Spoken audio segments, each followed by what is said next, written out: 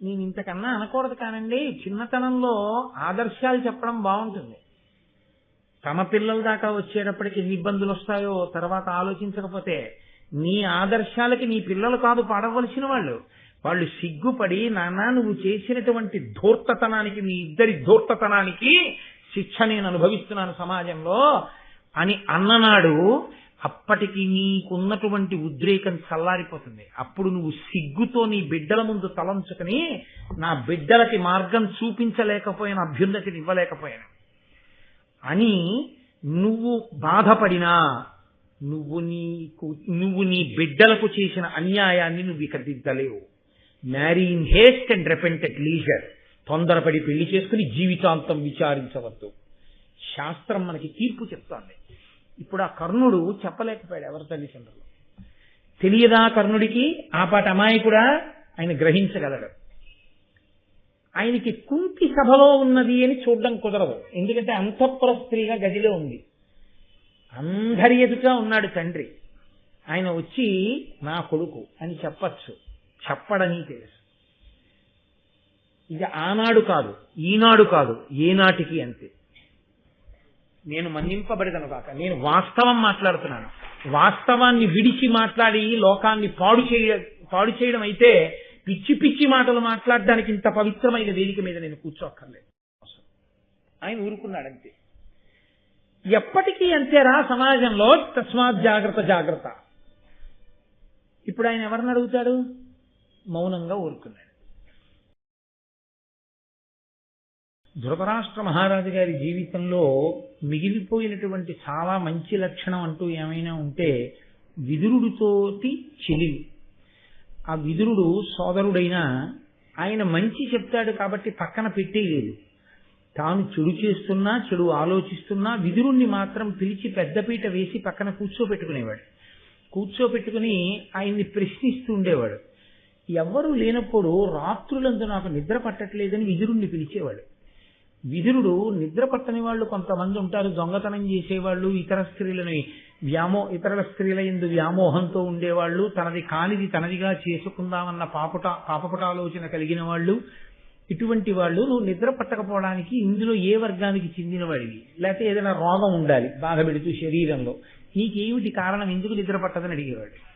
అడిగితే ఉన్నమాట ఉన్నట్టు చెప్పేవాడు. నాది కానిది నాది చేసుకుందామని ప్రయత్నం చేసేవాడిని. పాండు కుమారులకు రాజ్యము ఇవ్వకుండా నా బిడ్డలకు దక్కేటట్టుగా ప్రయత్నం చేస్తుంటాను, అందుకు నిద్ర పట్టదు అని చెప్పేవాడు.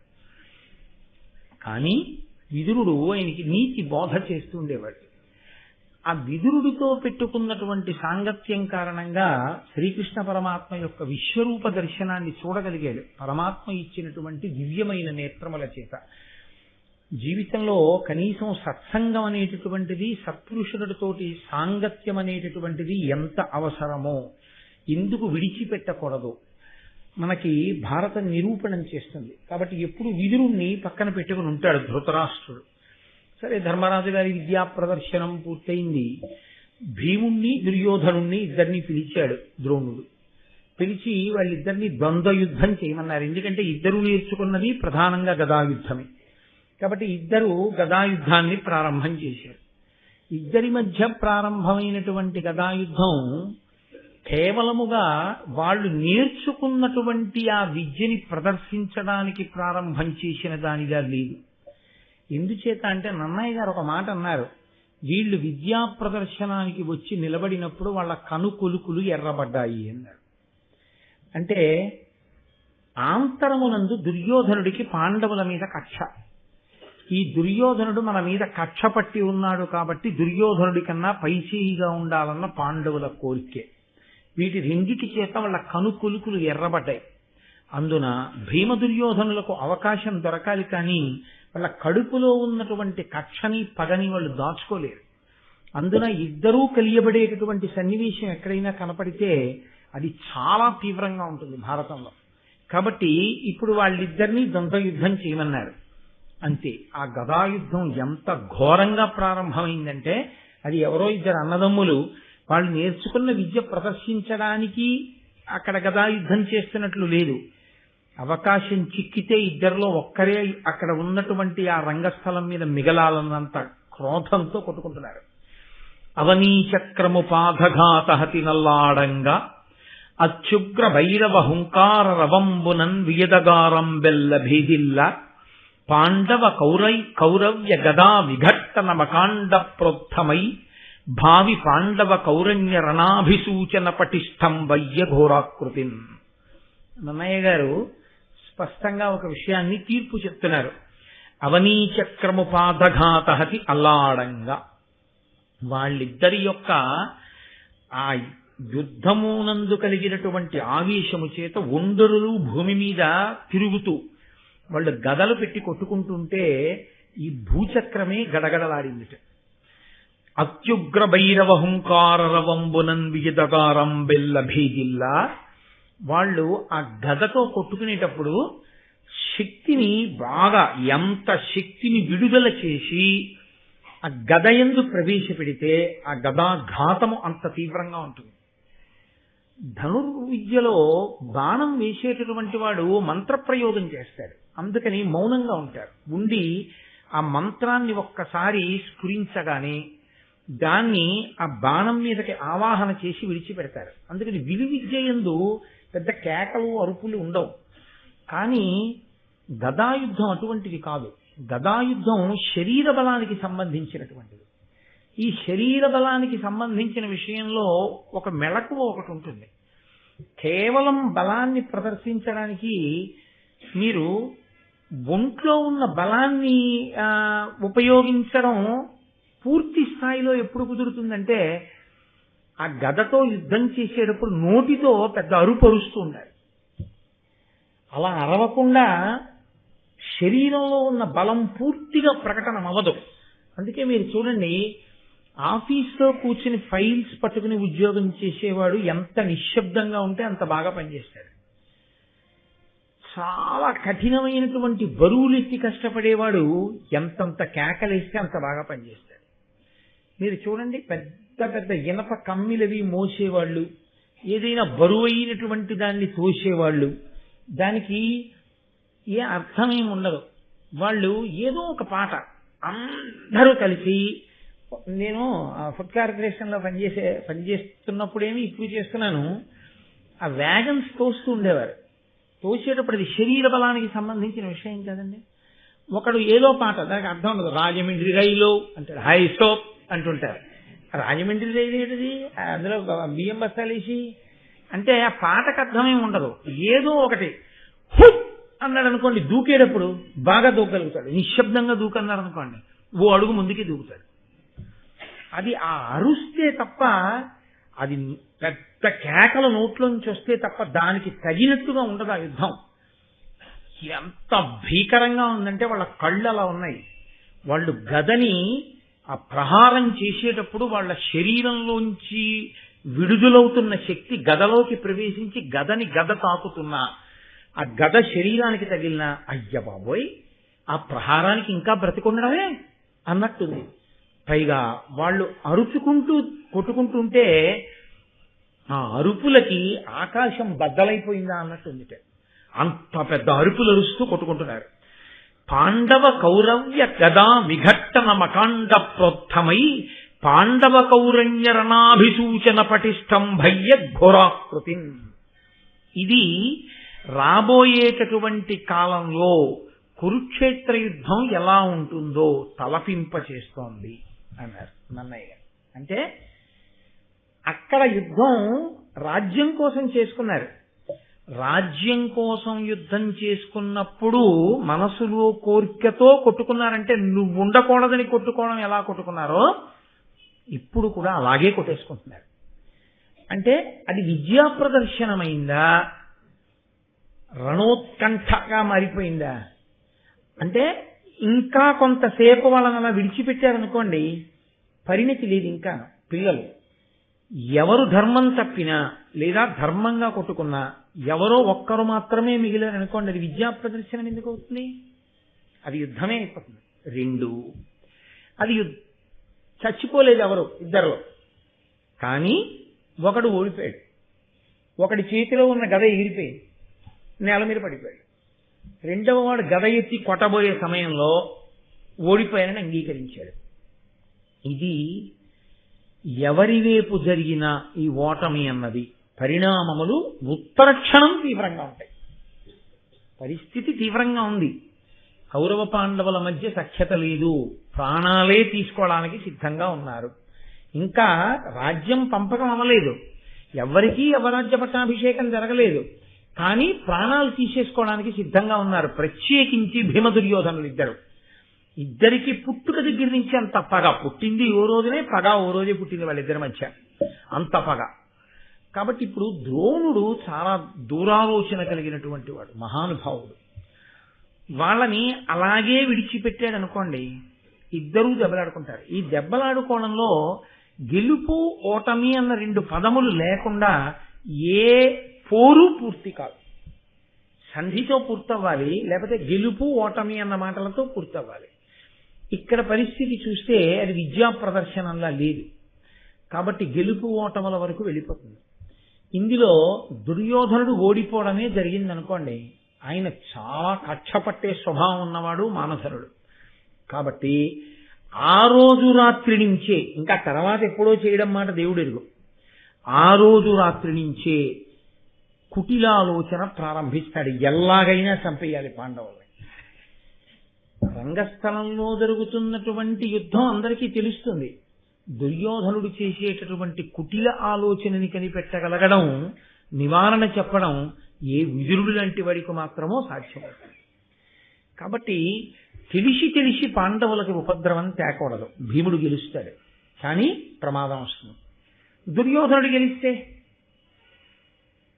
భీముడు ఊరుకోడు. ఆయన సామాన్యమైనటువంటి వీరుడు కాడు. భీముడు ఆ బాధ చేత అసలు నిలబడలేడు. మళ్ళీ ఉత్తరక్షణం ఎప్పుడు యుద్ధం తెచ్చుకుందామని భీముడు చూస్తాడు, లేదా అసలు తట్టుకోలేడు ఆ అవమానాన్ని. కాబట్టి ఇది ఇంకా అంతకన్నా హద్దు దాటకూడదు. గెలుపోటములు అన్న మాట దగ్గరికి వెళ్ళకూడదు, ఆపేసేయాలి. ఇప్పుడు మీరు ఒకటి ఆలోచించండి, అలాంటి వాళ్ళని విడదీయడం కూడా చాలా కష్టం. ఎందుకో తెలుసా అండి? సత్యంగా మాట్లాడుకుంటున్న వాళ్ళు ఇద్దరి మధ్యకి వెళ్ళి అయ్యా సభా సమావేశం అయిపోతుంది, రెండు వెళ్ళిపోతాం అనడం తేలిక. ఇద్దరు కత్తులు పెట్టి కొట్టేసుకుంటున్నారు అనుకుంటే వాళ్ళ మధ్యలోకి వెళ్ళి అయ్యా ఆగండి ఓం శాంతి శాంతి శాంతి అని ఎవరంటారు? ఎవరికత్తి మీకు పుడుచుకుంటుందో, పైగా వాడు వీడు కొట్టుకోవడంలో ఇద్దరు కలిపి ఆగు నువ్వు ఎందుకు వచ్చావు మధ్యలో మిమ్మల్ని కొడితే వెళ్ళడం కష్టం. దానికి ద్రోణుడు ఎవరిని నియోగించాడో తెలుసా అండి? అశ్వత్థామని పంపాడు. అంటే అశ్వత్థామ శక్తిని మీరు తక్కువ అంచనా వేయలేరు, ఆయన ధైర్యాన్ని తక్కువ అంచనా వేయలేరు. పైకి బ్రాహ్మణ కుమారుడు, కానీ ఆయన తేజస్సు అటువంటిది, ఆయనకేం భయం లేదు. ఆయన వీళ్ళిద్దరి మధ్యలోకి వెళ్ళి విడదీశాడు. విడదీయవలసినంత అవసరం ఏమిటి? ఏ గురువు గారు విద్యా ప్రదర్శన ఆరంభించారో ఆ గురువు గారు మళ్ళీ ఆగండి అంటే ఆగాలి. అంటే తన ఆగండి అంటే ఆగే స్థితి దాటిపోతే కదా ఇంకోటి పంపించాల్సి వస్తుంది. అంటే వాళ్ళిద్దరినీ కలిపి వదిలారో ఆపడం గురువుగారి తరం కూడా కాదన్న విషయం తెలిసిపోతాం. అందుకే కురుక్షేత్రంలో ఇలా కలుసుకున్న తర్వాత ఇద్దరిలో ఒకరే ఉండాలి. అది ధర్మం ఎటుందో అటు గెలిచాడు అంతే. కాబట్టి భీముడు గెలిచాడు, దుర్యోధనుడు పడిపోయాడు. ఇది చూడడానికి పిల్లల యొక్క అస్త్ర విద్యాభ్యాసంలా ఉంటుంది. అస్త్ర విద్యాభ్యాసం ఎంత బాగా చేశారు అన్నది ప్రదర్శించడానికి ఏర్పాటు చేసిన రంగస్థలంలా కనపడుతుంది. కానీ ఈ అంకం మహాభారతంలో ఏం చేసిందంటే చాలా చాలా విషయాలకి తెర తీసింది కొత్తగా. ఇద్దరిని విడదీశారు, పక్కకి పంపించేశారు.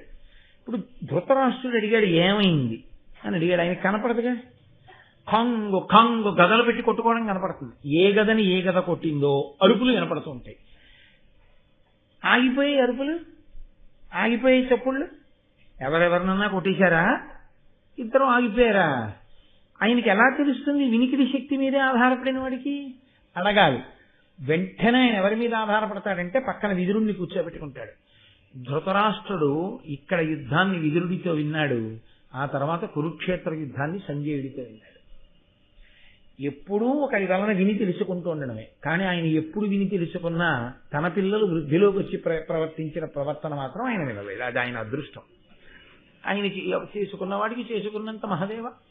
కాబట్టి ఇప్పుడు విదురుడు చెప్తున్నాడు, ఆ రాజసుతుల విద్యా పారగ పటు చేష్టితముల పరువడి అగ్గాంధారీ ధృతరాష్ట్రులకతి ధీరుడు విదురుండు చెప్పి తెలుపుచునుండెన్.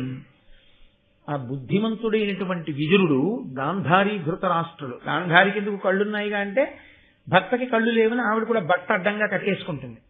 ఇద్దరికీ ఆ పిల్లల యొక్క ఆ యుద్ధ విద్యలో వాళ్ళు పొందినటువంటి విశేషాన్ని వివరణ చేస్తున్నాడు. అయిపోయింది. భీమదుర్యోధనల్ని పక్కన పెట్టారు. అర్జునుణ్ణి తీసుకొచ్చారు. ద్రోణుడు సగర్వంగా ప్రకటించాడు, నాకత్యంత ప్రియ శిష్యుడు అర్జునుడు ఇప్పుడు తన విద్యని ప్రదర్శిస్తాడన్నాడు. గురువు దాచుకోలేనిది ఏదైనా ఉంటే అదొక్కటే. తన ప్రియ శిష్యుడికి ఆశీర్వచనం చెయ్యకుండా, తన ప్రియ శిష్యుడి యొక్క హితాన్ని కోరకుండా, తన ప్రియ శిష్యుడి గురించి భగవంతుణ్ణి అపేక్షించకుండా, అర్థించకుండా గురువు ఉండలేడు. అందుకని ఆయన సగర్వంగా సంతోషంగా ప్రకటించుకున్నాడు, ఈ అర్జునుడు నా ప్రియ శిష్యుడు. చూడండి ఇప్పుడు ఇతని యొక్క విద్యా ప్రదర్శనం. హారి విచిత్ర హేమ కవచావృతుండు, ఉన్నత చాపచారు దీర్ఘోరు భుజుండు, భాస్వదసితోత్పలవర్ణుడు, సేంద్ర చాప శంపారుచి మేఘమో అనగా, పాండవ మధ్యముడొప్పి బద్ధ తునీరుడు రంగమధ్యమున నిల్చే జనంబులు తన్ను చూడగన్. చిత్ర విచిత్రమైనటువంటి బంగారు కాంతులతో విలసిల్లేటటువంటి ఆ బంగారు కవచాన్ని ఒకదాన్ని తొడుక్కుని, ఎత్తైనటువంటి ధనస్సుని చేత్తో పట్టుకుని, నల్లకలువ ఎంత గొప్ప చక్కటి రంగుతో ప్రకాశిస్తుంటుందో. నల్లకలువ అంటే మీరు కొంచెం జాగ్రత్తగా గమనించవలసి ఉంటుంది. నల్లకలువకున్న గొప్పతనం ఏమిటో తెలుసా అండి? మామూలు నలుపు వంక మీరు ఎక్కువసేపు చూడలేరు. మామూలు నలుపు వైముఖ్యాన్ని కల్పిస్తుంది, చూడడానికి ఏముంది అక్కడ కనిపిస్తుంది. కానీ నల్ల కలువకున్న గొప్పతనం ఏంటంటే కంటికి చల్లగా ఉంటుంది, ఎక్కువసేపు చూడబుద్ధిస్తుంది. దాంట్లో కాంతి ఉంటుంది. నల్ల కలువ యందు కాంతి ఉంటుంది. పైగా నల్ల కలువలో చాలా చల్లదనం ఉంటుంది. నల్ల కలువలోకి మీరు ఇలా చూస్తే మీకు కళ్ళకి హాయిగా అనిపిస్తుంది. కళ్ళకి హాయిగా అనిపిస్తే మనసు కూడా ఉల్లాసంగా ఉంటుంది. అందుకే నిద్రపోయే వాళ్ళు ఎర్రట్లైటు పచ్చట్లైటు వేసుకోరు, నీలం లైట్ వేసుకుంటారు. ఆ కాంతి కనురెప్పల మీద పడితే చల్లగా ఉండి నిద్రపడుతుంది. అందుకని నల్ల కలువకి అదొక శక్తి. అది కేవలం నల్లగా ఉంటుందని మీరు అనుకోకూడదు. అందులో ఒక అద్భుతమైన కాంతి ఉంటుంది. అది బహుధా ఆకర్షణీయం. అసలు యథార్థంగా చెప్పాలంటే తెల్ల కలువ కన్నా ఎర్ర కలువ కన్నా చాలా అందమైన కలువ ఏదో తెలుసా అండి? నల్ల కలువే. అందుకే శంకరాచార్యులు వారు అమ్మవారి కన్నుల గురించి చెప్తే దృశాద్రాఘీయస్యా దరదలిత నీలోత్పల రుచా అంటారు. అందున విచ్చుకోకుండా ఉండేటటువంటి నల్ల కలువ అందమే వేరు. ఆ మధ్యలో దుద్దు కొంచెం ఇలా లోపలికి విప్పి చూస్తుంటే అడుగున నీటి బిందువులు కూడా ఉంటాయి. ఎంత అందంగా ఉంటుందో ఆ తడి. అమ్మవారి కన్ను గుడ్డుకి ఎప్పుడు తడి ఆరిపోయిన కన్ను ఉండకూడదు కదా. అమ్మవారి కన్ను అంత అందంగా ఉందని చెప్పడానికి శంకరాచార్యులు వారు దాన్ని ఉపమానంగా స్వీకరించారు. అర్జునుడి యొక్క దేహ కాంతి అంత నల్ల కలువ యొక్క కాంతితో ఉంటుంది. కానీ మన వాళ్లకున్న గుణం ఏమిటో తెలుసా అండి? దేవతల రంగులు మార్చేయడం అంటే మన వాళ్ళ తర్వాతే. అసలు దేవతలు ఏ రంగులో ఉంటారో ఆ రంగు అంటే వాళ్ళు పుట్టుకతో ఏదో వచ్చిన రంగు కాదు, అది వాళ్ళ గుణాన్ని ప్రకటిస్తుంది. ఆ రంగు అసలు మనం వెయ్యం. పరమశివుణ్ణి ఎక్కడ చూడండి నీలంగా ఉంటాడు. అదేం ప్రారంభమో నాకు అర్థం కాదు. ఆయన అసలు నీలంగా ఉండనే ఉండడు. ఆయన స్ఫటికమణి నిభం తెల్లగా ఉంటాడు. నల్లగా ఉంటుంది మా అమ్మ పార్వతీదేవి. అమ్మవారిని ఎర్రగానో తెల్లగానో అమ్మవారిని వేస్తారు, నల్లగా పరమేశ్వరుణ్ణి వేస్తారు, నీలంగా తీసుకెళ్లి హనుమని నిల్చోబెడతారు. ఆయన బంగారుపు ముద్ద ఎలా ఉంటుందో అలా ఉంటారు. ఆయన బంగారు కాంతితో ఉంటాడు. ఆయన అసలు ఆ బంగారు రంగే వీరు హనుమకి. తెల్లగా ఉంటుంది. సరస్వతీదేవి, శంకరుడి చెల్లెలు సరస్వతి, అందుకని వాళ్ళిద్దరూ తెలుపు. విష్ణువు చెల్లెలు పార్వతి, అందుకని వాళ్ళిద్దరూ నలుపు. బ్రహ్మగారి చెల్లెలు లక్ష్మి, అందుకని వాళ్ళిద్దరూ ఎరుపు. ఏ అన్నా చెల్లెలు ఆ రంగులో ఉంటారు. కానీ మన వాళ్ళ రంగులు వేరు. సరే, ఇప్పుడు ఆ రంగులు, దాని గుణాలు, దాని విశేషం, దాని విచిత్రం, ఆ బంధుత్వాలు అంత వేరే శాస్త్రం. ఇప్పుడు మళ్ళీ ఆగడం ఎందుకు. కానీ కాబట్టి నల్ల కలువ ఎలా ఉంటుందో అటువంటి కాంతితో, అటువంటి వర్ణంతో ఉన్నాడు అర్జునుడు. ఆయన ధనస్సు పట్టుకు నిలబడితే ఎలా ఉన్నాడంటేట ఇంద్రధనస్సు మెరిసినటువంటి నల్లమబ్బు ఎలా ఉంటుందో అలా ఉన్నట్టు. అది నిజంగా చాలా గొప్ప అందం. ఆకాశం వర్షాకాలం వచ్చినప్పుడు సాయంకాలం అయ్యేటప్పటికి దట్టంగా మబ్బు పట్టి రాత్రి 7 గంటలకో ఒక్కసారి గాలి మారిపోయి పెద్ద గాలి వచ్చి దుమ్ము రేగిపోయి ఉత్తర క్షణం మన ప్రయత్నం అక్కర్లేదు, చాలా తేలిగ్గా పోయేది కరెంటు. కాబట్టి లోకమంతా చీకటి అయిపోతుంది. లోకమంతా అన్నమాట ఎందుకు, మన రాష్ట్రం చీకటి అయిపోతూ ఉంటుంది. ఆ రోజు తొందరలో పోయి ప్రకాశవంతం అగుగాక మనం ఇలా చూసేటప్పటికీ ఊరంతా చీకటే కాబట్టి కొత్తగా వెలుతురు ఒక దీపం కనపడదు ఆ సమయంలో. అప్పుడు తళుక్కన మెరుపు మెరిస్తే నల్లటి ఆకాశంలో మెరిసినటువంటి ఆ మెరుపుతో సౌదామినితో కూడినటువంటి ఆ నల్లమబ్బు అందాన్ని మీరు అనుభవించాలి. అద్భుతం అసలు. ఊరు ఈ చివరి నుంచి ఆ చివరి వరకు ఒక్కసారి ఏదో ఫ్లాష్ వెలుతురు కనపడినట్లుగా కనపడుతుంది. నాకెవరో మొన్న ఒక ఇది పంపించారు, వర్షం వస్తోంది, మెరుపులు మెరుస్తున్నాయి, పిల్లాడు భయపెడతాడని తల్లి గబగబా వెళ్ళి స్కూల్ నుంచి తీసుకొస్తుంటే మెరుపు మెరిచినప్పుడల్లా పిల్లాడు ఆగిపోయేలా నవ్వేవాడు. అయితే నువ్వు భయపడతావని నేను వచ్చి నిన్ను స్కూల్ నుంచి తీసుకెళ్తున్నాను, నువ్వు మెరుపు మెరిచినప్పుడల్లా ఆగి నవ్వుతావేంటి అని తల్లి. అంటే ఆయన అన్నాడు, అమ్మ నువ్వే చెప్పావు కదా భగవంతుడికి మనం అంటే చాలా ప్రీతని. పరమేశ్వరుడు స్కూల్కి వచ్చి నువ్వు నన్ను తీసుకెడుతుంటే చిన్నతనంలో నేను స్కూల్ నుంచి ఇంటికి వెళ్ళిపోతున్న ఫోటోలు తీసుకోవాలని ఇవాళ కెమెరా పట్టుకుని వచ్చి ఫోటోలు తీస్తున్నాడు. మరి ఫోటో తీసేటప్పుడు నవ్వుతూ పడద్దు, అందుకని ఆయన కెమెరా తలుపు కనిపించినప్పుడు నవ్వుతూ కనపడ్డానమ్మా అన్నాడు. వీడి గురించి నేను భయపడిపోయాను, నా తల్లి చల్లబోయింది. తల్లి నేర్పిన భక్తి వాడు ఆకాశంలో మెరుపులో కూడా పరమేశ్వరుడు తండ్రి ఫోటో తీసుకుంటున్నాడని నవ్వుతూ నించునేవట్టదండి దేవుడు. ఎవరి దృష్టికోణం వారిది, ఎవరి ఐశ్వర్యం వారిది. కాబట్టి ఆయన ధనస్సు పట్టుకు నిలబడితే నల్లమబ్బు మధ్యలో మెరిచినటువంటి మెరుపుతీగ ఎలా ఉంటుందో, మెరుపుతీగతో కూడిన మబ్బు ఎలా ఉంటుందో అలా ఉన్నాడు. అటువంటి వాడు అక్కడ ఉన్నటువంటి వాళ్ళందరూ తెల్లబోయి అబ్బా ఏమి అర్జునుడు అని చూస్తుంటే అందులో ఆ చేతులు అటువంటి చేతులు. ఆయన యొక్క ఆహార్యమునందు ఆయన ఆ సాముద్రికంలో ఆయనకి రామచంద్రమూర్తికి అర్జునుడికి వీళ్ళిద్దరికీ ఉన్న గొప్ప విశేషం, ఆ ధనస్సుని ఇలా పట్టుకుంటే అంత పొడుగు చేతులు, ఆ బాణాన్ని తీసి సంధించి ఆకర్ణాంతము లాగుతుంటే అంతంత పొడుగు చేతులతో ధనస్సు పట్టుకుంటే అదొక గొప్ప అందం. కాబట్టి ఆ అర్జునుడు వచ్చి నిలబడ్డాడు. ప్రజలందరూ కూడా ఆ అర్జునుణ్ణి చూసి అనుకుంటున్నారు, వీడే కృతహస్తుడు, అఖిలాస్త్ర విద్యలందు వీడే అగ్రగణ్యుడు, ధర్మ విధులలోన వీడే భరతవంశం వెల్ల వెలుగు కుంతి కడుపు అవు చల్లగా పుట్టిన ఘనభుజుండు. చూశారా, వీడు చేతులున్నందుకు ధన్యుడు, మనందరినీ రక్షించగలడు. వీడు ఆ చేతులతో బాణాలేసి ధర్మ విరుద్ధమైన వారిని శిక్షించి నిగ్రహించి ధార్మికమైన వాళ్ళని రక్ష చేస్తాడు. వీడే అఖిల శాస్త్రముల యందు అగ్రగణ్యుడు, వీడే ధర్మ విధులు పుట్టినటువంటి భరతవంశంలో వెలుగుల ముద్ద, కుంతి కడుపున పుట్టినటువంటి మహానుభావుడు అని ఆ కుంతీదేవి కడుపుని తలుచుకుని వాళ్ళందరూ పొంగిపోతే కుంతీదేవి సంతోషంతో కళ్ళు తుడుచుకుంది. ఏ తల్లికైనా ఇంకంతకన్నా భాగ్యం ఏముంటుంది, ఏ అమ్మ కొన్న కొడుకు ఇంతటి మహానుభావుడు అన్నారనుకోండి, ఆ అమ్మ ఎంత సంతోషం పొందేస్తుంది నిజంగా. కాబట్టి ఆవిడ కళ్ళు తుడుచుకుంది. ఒక్కసారి ప్రజలందరిలో ఒకరితో ఒకరు మాట్లాడుకుంటూ ఆయన గుణములు చెప్పుకుంటుంటే సవ్వడి ఆ రంగమధ్యమునందంతటా కూడా ఘోషిస్తోంది.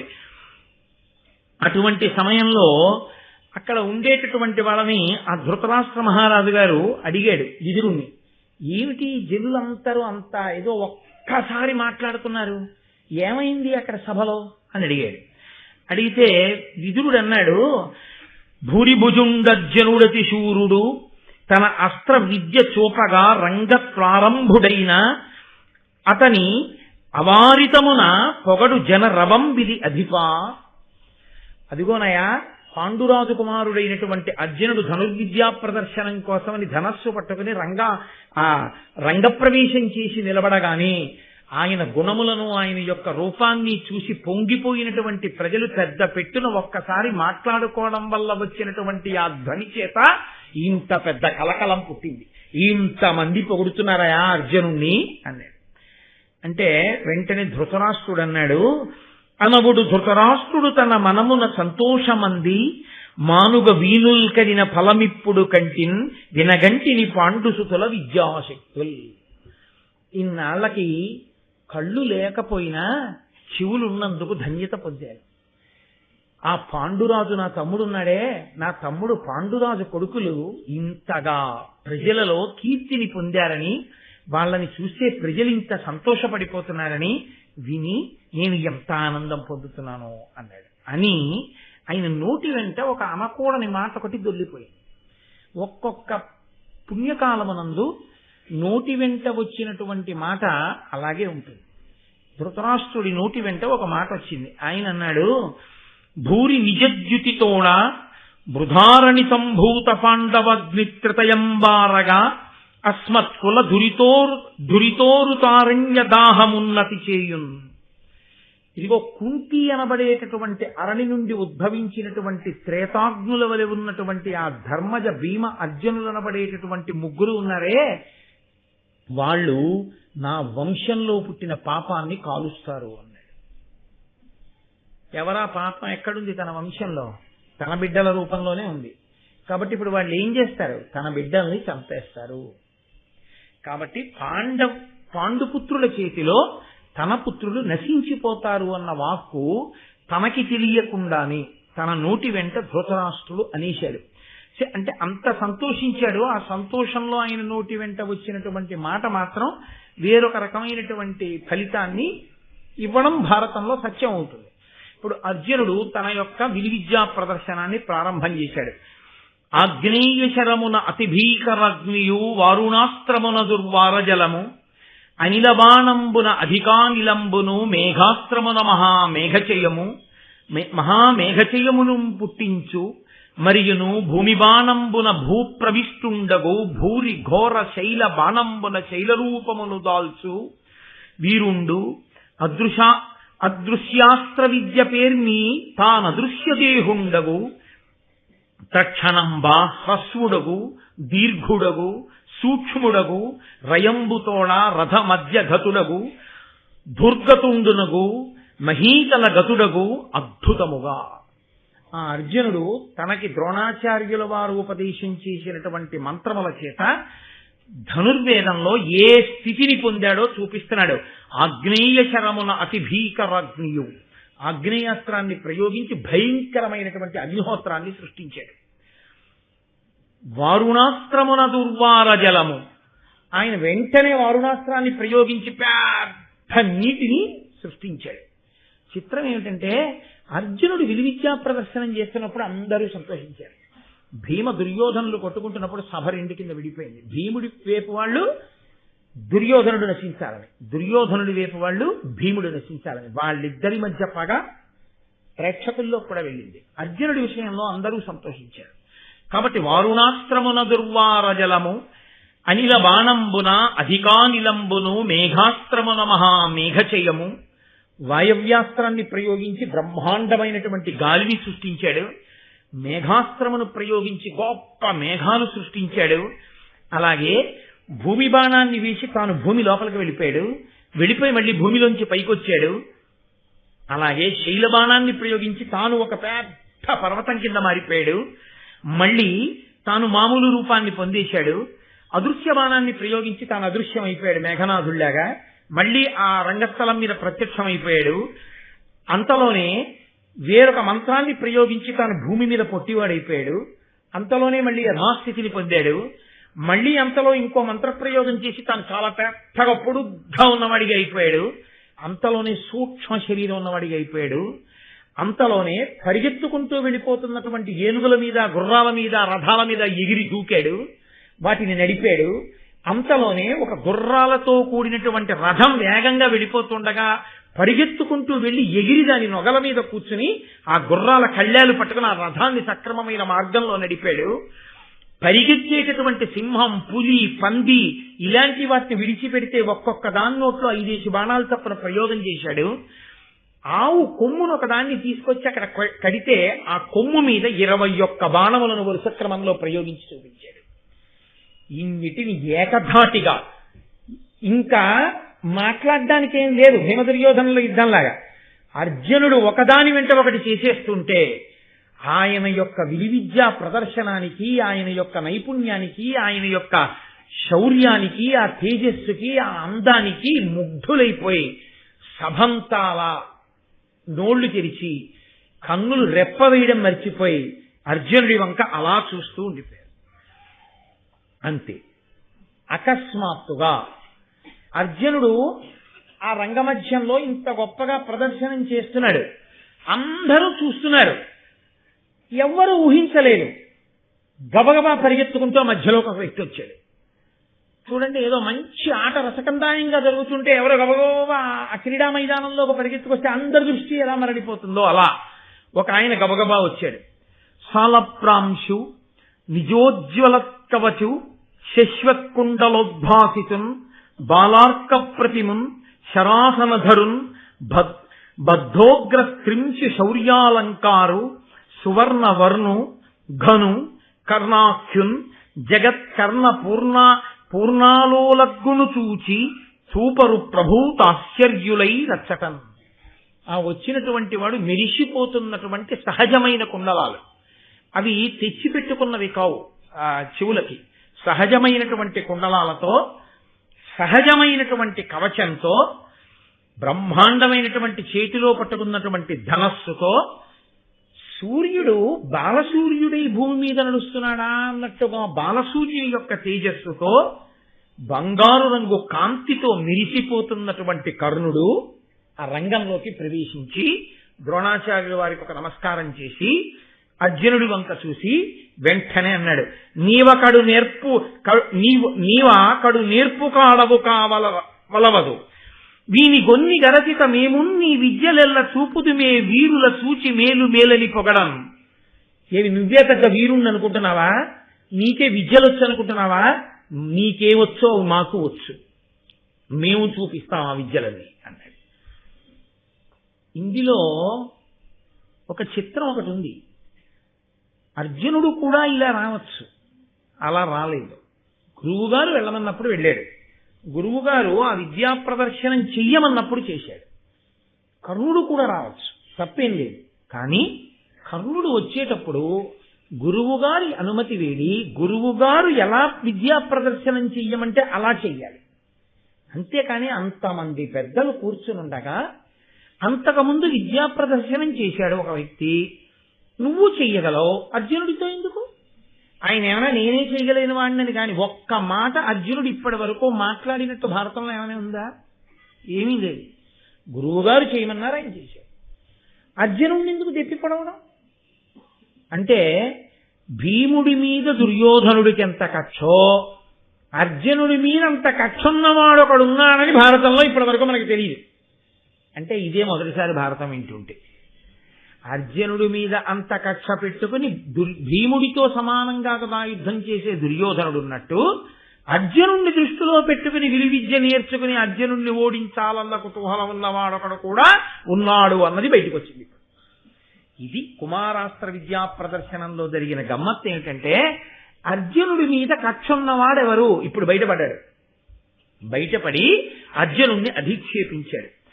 అధిక్షేపిస్తే ఆయన మాట్లాడగానే, నన్నయ్య గారు ఎంత అందంగా మాట్లాడతారండి అనినా, ఇనతనయు పలుకులు జనులకు విస్మయము, సవ్యసాచికి కోపంబును సిగ్గును, మరి దుర్యోధనునకు ప్రీతియును చేసే తక్షణ మాత్రం.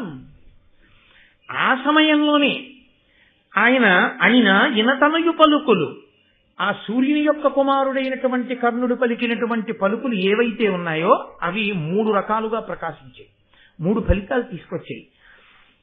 జనులకు విస్మయము, ఎవర్రా ఇతను, మనం ఎప్పుడు చూడలేదు, అయ్య బాబాయ్ అతనే అంత బాగా చేస్తున్నాడంటే నీకే వచ్చా, నాకు వచ్చు అంటున్నాడు. కాబట్టి జనులకు ఆశ్చర్యం కలిగింది. 2 సవ్యసాచికి కోపంబును సిగ్గును. సవ్యసాచి అంటే 2 చేతులతో బాణం వేయగలిగిన వాడు. కాబట్టి ఇప్పుడు ఆయనకి నన్నయ్య గారు ఒక విశేషణాన్ని వేశారు, చీల్చీయగలడం అని. 2 చేతులతో బాణాలు వేయగలడం. వెయ్యగలిగిన వాడికి కోపం వచ్చింది, సిగ్గు వేసింది, ఎందుకో మీకు తర్వాత తెలుస్తుంది. కాబట్టి సవ్యసాచికి కోపంబును సిగ్గును, మరి దుర్యోధనునకు ప్రీతియును చేసే తక్షణ మాత్రమును. దుర్యోధనుడికి చాలా ప్రీతి పొంగింది కర్ణుడి మీద. ఎందుకు? భీముడి మీద యుద్ధానికి తాను తయారవుతున్నాడు, అర్జునుడి మీద యుద్ధానికి తన వైపు అలాంటి వాడు ఉన్నాడన్న ధైర్యం లేదు ఇన్నాళ్ళు. అన్న ఒకడు దొరికాడు. వాడు అర్జునుడికి స్నేహితుడు కాడు. స్నేహితుడైతే ఇలా మాట్లాడు. అర్జునుని యందు ఎక్కడో తెలియకుండానే కడుపులో కక్ష పెంచుకున్నవాడు కాకపోతే అలా మాట్లాడక్కర్లేదు. ద్రోణాచార్యుల వారిని అడగాలి, పెద్దవాడు భీష్ముడిని అడగాలి, లేకపోతే కృపాచార్యుల వారిని అడగాలి. అయ్యా నేను కూడా విలువిద్య నేర్చుకున్నాను, నాకు ఒక అవకాశం ఇవ్వండి. అర్జునుడు ఎంత బాగా విలువిద్య ప్రదర్శించాడో అలా నేను కూడా నేర్చుకున్నాను కాబట్టి గురువు గారి దగ్గర నేను కూడా విలువిద్యని ప్రదర్శనం చేస్తాను, నాకు ఒక అవకాశం ఇవ్వండి అని అడిగాడు అనుకోండి. గురువు గారు ఇవ్వకపోతే గురువు గారిని తప్పు పట్టాలి. ఇప్పుడు అసలు తనే సభా మర్యాద లేకుండా వచ్చేసేసి అలా మాట్లాడితే అది దోషభూయిష్టం, అది అలా ప్రవర్తించకూడనటువంటి రీతి. కాబట్టి ఏది తెలుస్తోందంటే దుర్యోధనుడికి ఇన్నాళ్ళు ప్రకటనమైపోయింది కక్ష, ప్రకటన అవని కక్ష కర్ణుడిది. ఈ కర్ణుని మీద దుర్యోధనుడికి ప్రీతి పుట్టింది. ఈ కర్ణుడు దుర్యోధనుడి పక్షాన్ని చేలితే దుష్టుల యొక్క సాంగత్యము చేత అంతకాగడం చేత కర్ణుడు నశిస్తాడు. ఇప్పుడు కుమారాస్త్ర విద్యా ప్రదర్శనంలో ఈ కొత్త విషయం ఒకటి బయటకు వచ్చింది. ఇప్పుడు ఇది చూసి మరి అర్జునుడికి ఎందుకు సిగ్గు భయం, సిగ్గు కోపం ఎందుకు రావాలి అంటే, ఇప్పటి వరకు తాను ఇంత బాగా ప్రదర్శనం చేసి సంతోషంతో ఉన్నాడు. అలా అధిక్షేపించేటప్పటికీ అరే ఇంత మాట అన్నాడే అని సిగ్గుపడ్డాడు. కోపం ఎందుకు? ఇంతమంది ముందు సభాప్రవేశం చెయ్యాలనుకున్నవాడు మర్యాద లేకుండా ప్రవర్తించడం ఏంటి? ఓ గురువు గారిని అడగడమో, ఓ భీష్ముడిని అడగడమో ఏమీ లేకుండా ఇలా వస్తే నా గురువు గారి గౌరవం పోలా, మా తాతగారి గౌరవం పోలా, ఎవడు ఈ ప్రవర్తన ఏమిటి? అందుకు కోపం. అంటే అర్జునుడి కోపం, అర్జునుడి యొక్క సిగ్గు ధర్మానికి కట్టుబడుతున్నాయి, కర్ణుడి యొక్క ప్రవర్తన ధర్మానికి కట్టుపట్టల్లా. అలాగని అన్నయ్య గారు చెప్పారా? చెప్పక్కర్లా. ఎలా ప్రవర్తించాడో చెప్తే చాలదా? ఆయన ధార్మికుడు కాడో తెలియట్లేదా? ధార్మికుడు కానివాడు ధార్మికుడిని నమ్మి ద్రోణాచార్యులు వారు ఇచ్చిన విద్య ముందు అర్జునుడి ముందు నిలబడగలడా? నిలబడలేడు. కాబట్టి ఇప్పుడు ఆయన వచ్చి ద్రోణుడికి నమస్కరించి నేను విలువిద్యా ప్రదర్శనం చేస్తాను, అర్జునుడితో ద్వంద్వ యుద్ధం చేస్తాను అని అడిగాడు. ఆయన తల ఊపాడు ద్రోణుడు. సరే అంత ముచ్చట పడుతున్నావు వెయ్యి అంటే ఆయన ఉద్దేశం ఏంటంటే అర్జునుడిలా తాను విద్యా ప్రదర్శనం ఒకటి చేయడు, అర్జునుడికి ఎంత వచ్చో అంతకన్నా నాకు ఎక్కువ వచ్చని నిరూపించాలి. కాబట్టి మరి అర్జునుడు అక్కడ నిలబడకపోతే, అర్జునుడు నిలబడి నువ్వే చూపించన్నారు అనుకోండి, అర్జునుడు తిరిగివాడైనట్టు అవలేదు. అక్కడికి తప్పనిసరి పరిస్థితిని ద్రోణునకు కల్పించాడు. ద్రోణుడు ఆలోచించడానికి కానీ, నేను ఇలా అడగచ్చా అని కానీ, ఇలా అడిగి నేను నిర్బంధించచ్చా అని కానీ ఆలోచించడానికి అవకాశం లేకుండా విద్యా ప్రదర్శనాన్ని యుద్ధరంగంగా మార్చాడు కర్ణుడు. ఇది అదుపు తప్పి భీమ దుర్యోధనులు ఇద్దరు ఏం చేశారో, అదుపు తప్పిన కర్ణుడు అదుపు తప్పని అర్జునుణ్ణి అలాగే యుద్ధభూమిలోకి ఇచ్చాడు. కాబట్టి ఇప్పుడు ఒకటి అనుకున్నది కాబట్టి ఆపాడు. ద్రోణుడు కూడా ఆలోచించడానికి సమయం లేని స్థితిలో వచ్చిన ఉపద్రవం కర్ణుని యొక్క ప్రవేశం. కాబట్టి ఇప్పుడు ఆయన వచ్చి జనితామర్షణుడంత పార్థుపై పర్జన్యాశ్రమ కర్ణుడేసే అపారంబై భునభోంతరముత జీమూత యూధంబు కప్పిన తద్వాంతతిరోహితాపఘనుడై భీభత్సుడుండెన్ విరోచనుడాత్మద్యుతి విస్తరించతుపై సంప్రీత చేతస్కుడై. ఆయన వెంటనే జనితామర్షణుడంతా అర్జునుడన్నాడు, ఏమి నీ హద్దులేని ప్రవర్తన, సభాప్రవేశం ఎలా చెయ్యాలో కూడా చేత కాకుండా సభాప్రవేశం చేసి ఎగ్గులు పలుకుతున్నటువంటి నీవు విజయాన్ని పొందుతాననుకుంటున్నావా? దీనికి తగిన మూల్యాన్ని చెల్లిస్తా ఉన్నాడు. ఏమీ మాట్లాడకపోతేనే అర్జునుడి మీద అంత కోపం. ఎంత ధర్మమైనా అర్జునుడు మాట్లాడితే కోపం రాకుండా ఉంటుంది కానీ. కాబట్టి జనితామర్షణుడంతా, అమర్షణుడు ఆ కోపాన్ని పొంది కర్ణుడు వెంటనే పర్జన్యాస్త్రాన్ని ప్రయోగించాడు. దాని చేత ఆకాశం అంతా ఒక్కసారి నల్లటి మబ్బులొచ్చి చీకట్లు కమ్మి ఆ చీకట్లలో అర్జునుడు కనపడకుండా అయిపోయాడు. ఆ చీకట్లలో కప్పేశాడు అర్జునుడిని. అందులో నల్లని కలువల కాంతి కదండి, తొందరగా కప్పడిపోతాడు కాబట్టి కప్పేశాడు. ఈయన మాత్రం సూర్యాంశలో పుట్టినవాడు కదూ, ఆ చీకట్లో వెలిగిపోతున్నాడు, ఒక దీపం వెలిగినట్టు వెలుగుతున్నాడు. కర్ణుడు అనుకున్నట్ట చూసి, ఓహోహో నా కొడుకు ఇన్నాళ్ళకి రంగప్రవేశం చేశాడు, మొట్టమొదటిసారి అరంగేట్రం, అది పద్ధతి కాదో పక్కన పెట్టు, ఇన్నాళ్ళకు వచ్చి ధనస్సు పట్టుకున్నాడు కాబట్టి నా కొడుకుని బాగా ప్రకాశింపజేస్తానని ఆ మబ్బుల మధ్యలోంచి ఒక్క సూర్యుడి మీదకి కర్ణుడి మీద కిరణాలు పడేటట్టుగా చేసి వెలుతురులో కర్ణుడు బాగా కనపడేటట్టు చేశాడు. ఆయన తండ్రి ప్రేమ అయింది, మరి తల్లి ప్రేమ ఏమైంది అంటే కుంతీదేవి కూడా చూసింది. అంత అమాయకురాలండి ఆవిడ.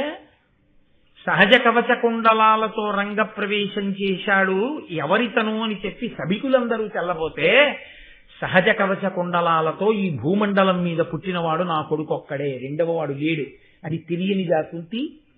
తెలుసావిడికి. కానీ నన్నయ్య గారి గొప్పతనం ఎక్కడుందో తెలుసా అండి? కుంతి చూసింది. ఆవిడ ధృతి తరిగి మోహమూర్ఛాన్వితయైనను సంభ్రమించి విదురుడు ప్రత్యాగత జీవ చేసి అప్పుడు అతిశీతల చందనోద కాపేకమునన్. కుంతి, అర్జునుడు నా కొడుకు బాబోయ్, ఈ కర్ణుడు వీసినటువంటి అస్త్రప్రయోగం వలన చీకట్లో ఎక్కడో కనపడకుండా అయిపోయాడని, పిల్లాడు కనపడకపోతే తల్లి మనసు ఎలా ఉంటుందండి? అమ్మో కొడుకు కొడుకు కొడుకు అని ఎంత బెంగటిల్లిపోయి ఎంత అరిచేస్తుంది. అలా బెంగటిల్లిపోయి మూర్ఛపోయి ఆ కూర్చున్నటువంటి ఆసనం నుంచి కింద పడిపోగానే విదురుడు చందనం కలిపినటువంటి జలాలు పట్టుకొచ్చి ఆ చల్లటి జలాలు కుంతీదేవి యొక్క ముఖం మీద చిలకరించాడు. ఆవిడ మళ్ళీ తెప్పరింది. ఇందులో చెప్పకుండా చెప్తున్న విషయం ఒకటి ఉంది, మీరు గమనించండి. ఆమె కర్ణుణ్ణి చూసింది, ఆమె అర్జునుణ్ణి చూసింది.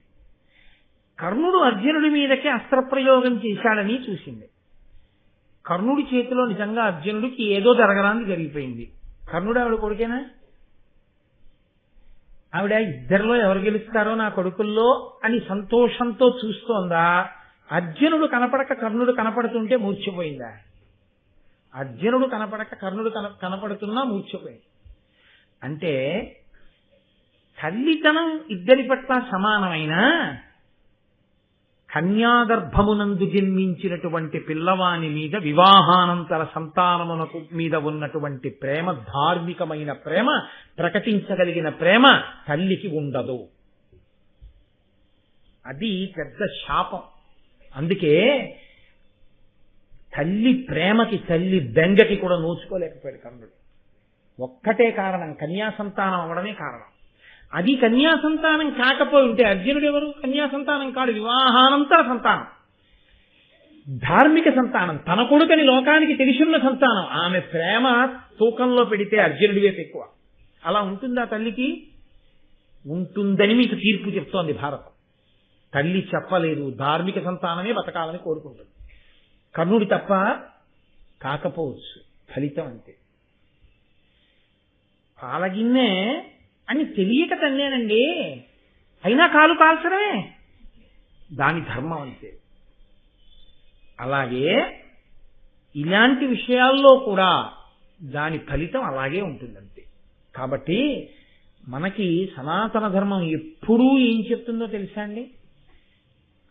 నీ ఇంట ఇంకా అన్నం తయారు కాలేదు, గబగబా తినవలసి వచ్చింది, పక్కింటికి వెళ్ళి భోజనం చేసి వెళ్ళిపోయావు, పెద్ద ఇబ్బంది లేదు. స్నానం చేయవలసి వచ్చింది, స్నానం చేయడానికి అవకాశం కుదరలేదు, ఎలా ప్రయత్నించినా కాస్త విభూతి చల్లుకుని సంధ్యావందనం చేశావు, తప్పు లేదు. ఒక్క సంతానం విషయంలో మాత్రం వివాహానంతర సంతానమే ధార్మిక సంతానం. ఇంకొకలా సంతానమును పొందడం అనేటటువంటిది సనాతన ధర్మమునందు ఎందుకు అంగీకార యోగ్యము కాదో, ఆ తల్లికి కడుపు కోత, ఆమె గుండెలు రగలడం తప్ప ఆమె చెప్పలేదు. 2, ఆ పిల్లవాడు జీవితంలో పొందవలసినటువంటి ఉన్నతిని పొందలేడు.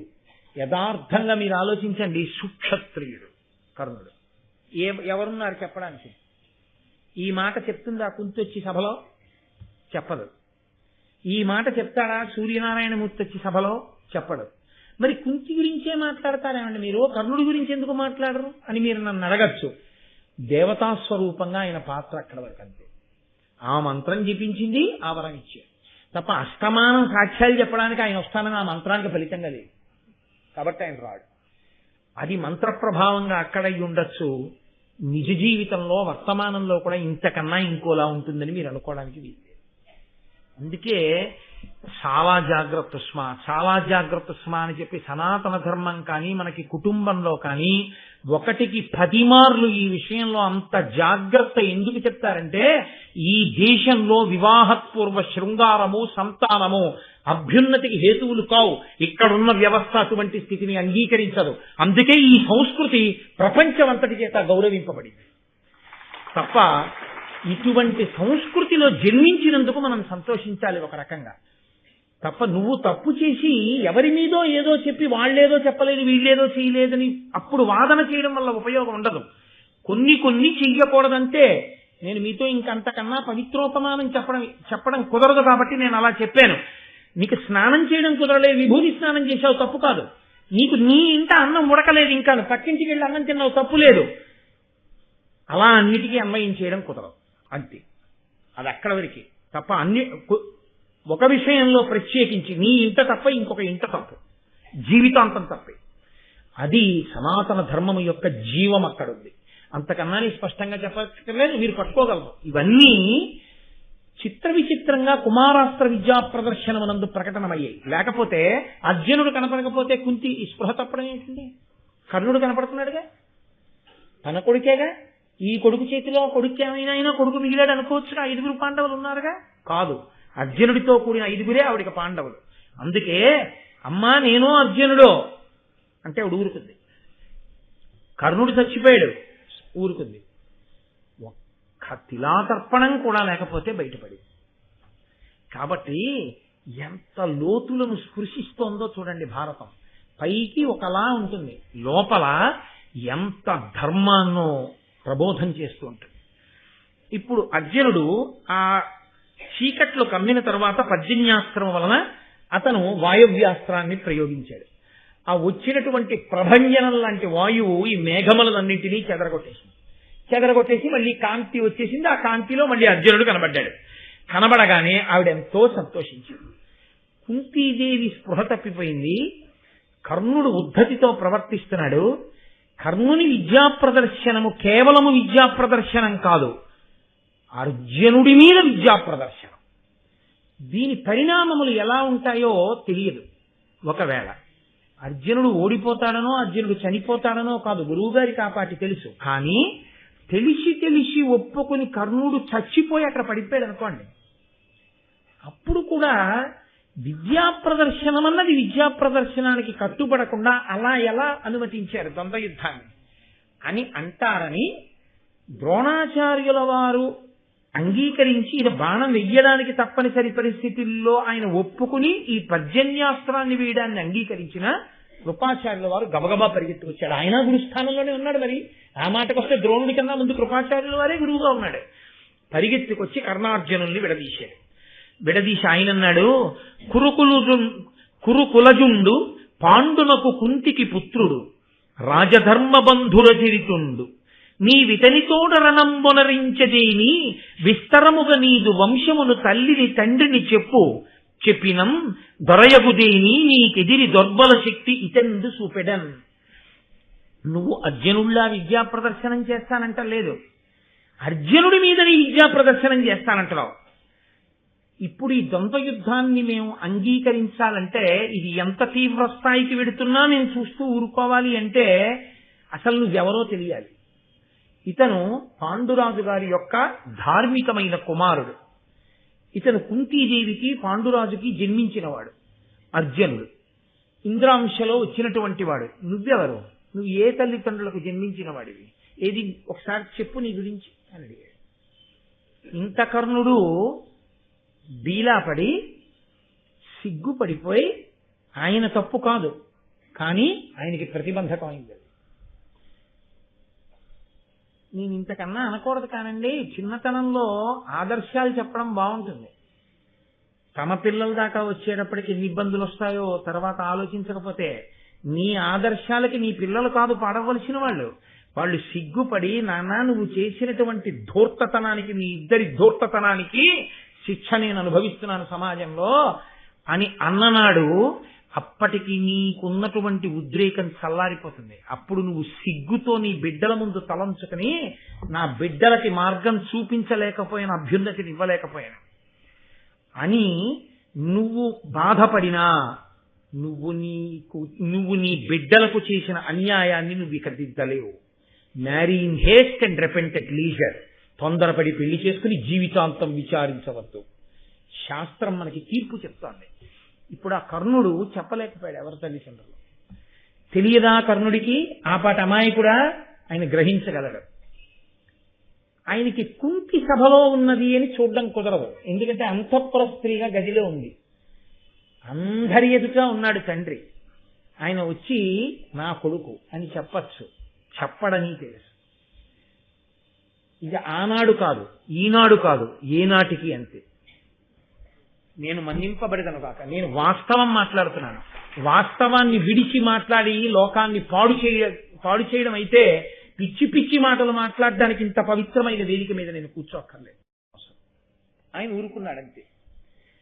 ఎప్పటికీ అంతేరా సమాజంలో, తస్మాత్ జాగ్రత్త జాగ్రత్త. ఇప్పుడు ఆయన ఎవరిని అడుగుతాడు? మౌనంగా ఊరుకున్నాడు. మౌనంగా ఊరుకుంటే మాట్లాడేవాడు లేచాడు. వాడెంత చిత్రమైన వాడో తెలుసా అండి. వాడి స్వార్థ ప్రయోజనానికి వాడు ఏదైనా మాట్లాడతాడు. ఉండరని మీరు అనుకుంటున్నారా? ఎప్పుడూ ఉంటారు. దీర్ఘదృష్టితో మాట్లాడేవారు కొందరు ఉంటారు. దీర్ఘదృష్టితో మాట్లాడకుండా ఉండి మేము చాలా బాగా మాట్లాడేస్తున్నాం అనుకుని వాళ్ళ జీవితాల యొక్క వాస్తవికతని పక్కన పెట్టి మాట్లాడేటటువంటి ధూర్తులు కొంతమంది ఉంటారు. వాళ్ళకేం కావాలి? నీ జీవితంలో వచ్చే సమస్యల గురించి వాళ్ళకి అక్కర్లేదు. వాడు అప్పటికి ఆ మాట చెప్తాడంటే, ఆ తర్వాత నేనేం చేస్తానాయా అంటాడంటే ఒక్క మాటతో పోతుంది. కాబట్టి ఇప్పుడు ఆ దుర్యోధనుడు లేచాడు. ఆయనకేం కావాలి? అర్జునుడితో యుద్ధం చేసేవాడు దొరికాడు. ఆయనకు ఆపదొచ్చింది, తాను ఆదుకోవాలి. ఆదుకుని తాను పెద్ద స్నేహితుడిలా ప్రవర్తించాలి. ఆ కర్ణుడిని తన వైపుకి తీసేసుకోవాలి. తీసేసుకుంటే అర్జునుడిని కొట్టేవాడు తనకి దొరుకుతాడు. దీనివల్ల ఏమవుతుంది? ఆయనకు అనవసరం. కర్ణుడు ఏ ప్రశ్నకి జవాబు దొరకలేదో ఆ జవాబు ఏమైనా తెస్తున్నాడా దుర్యోధనుడు? చాలేడు దుర్యోధనుడు కూడా. మరి ఏం చేయగలడు?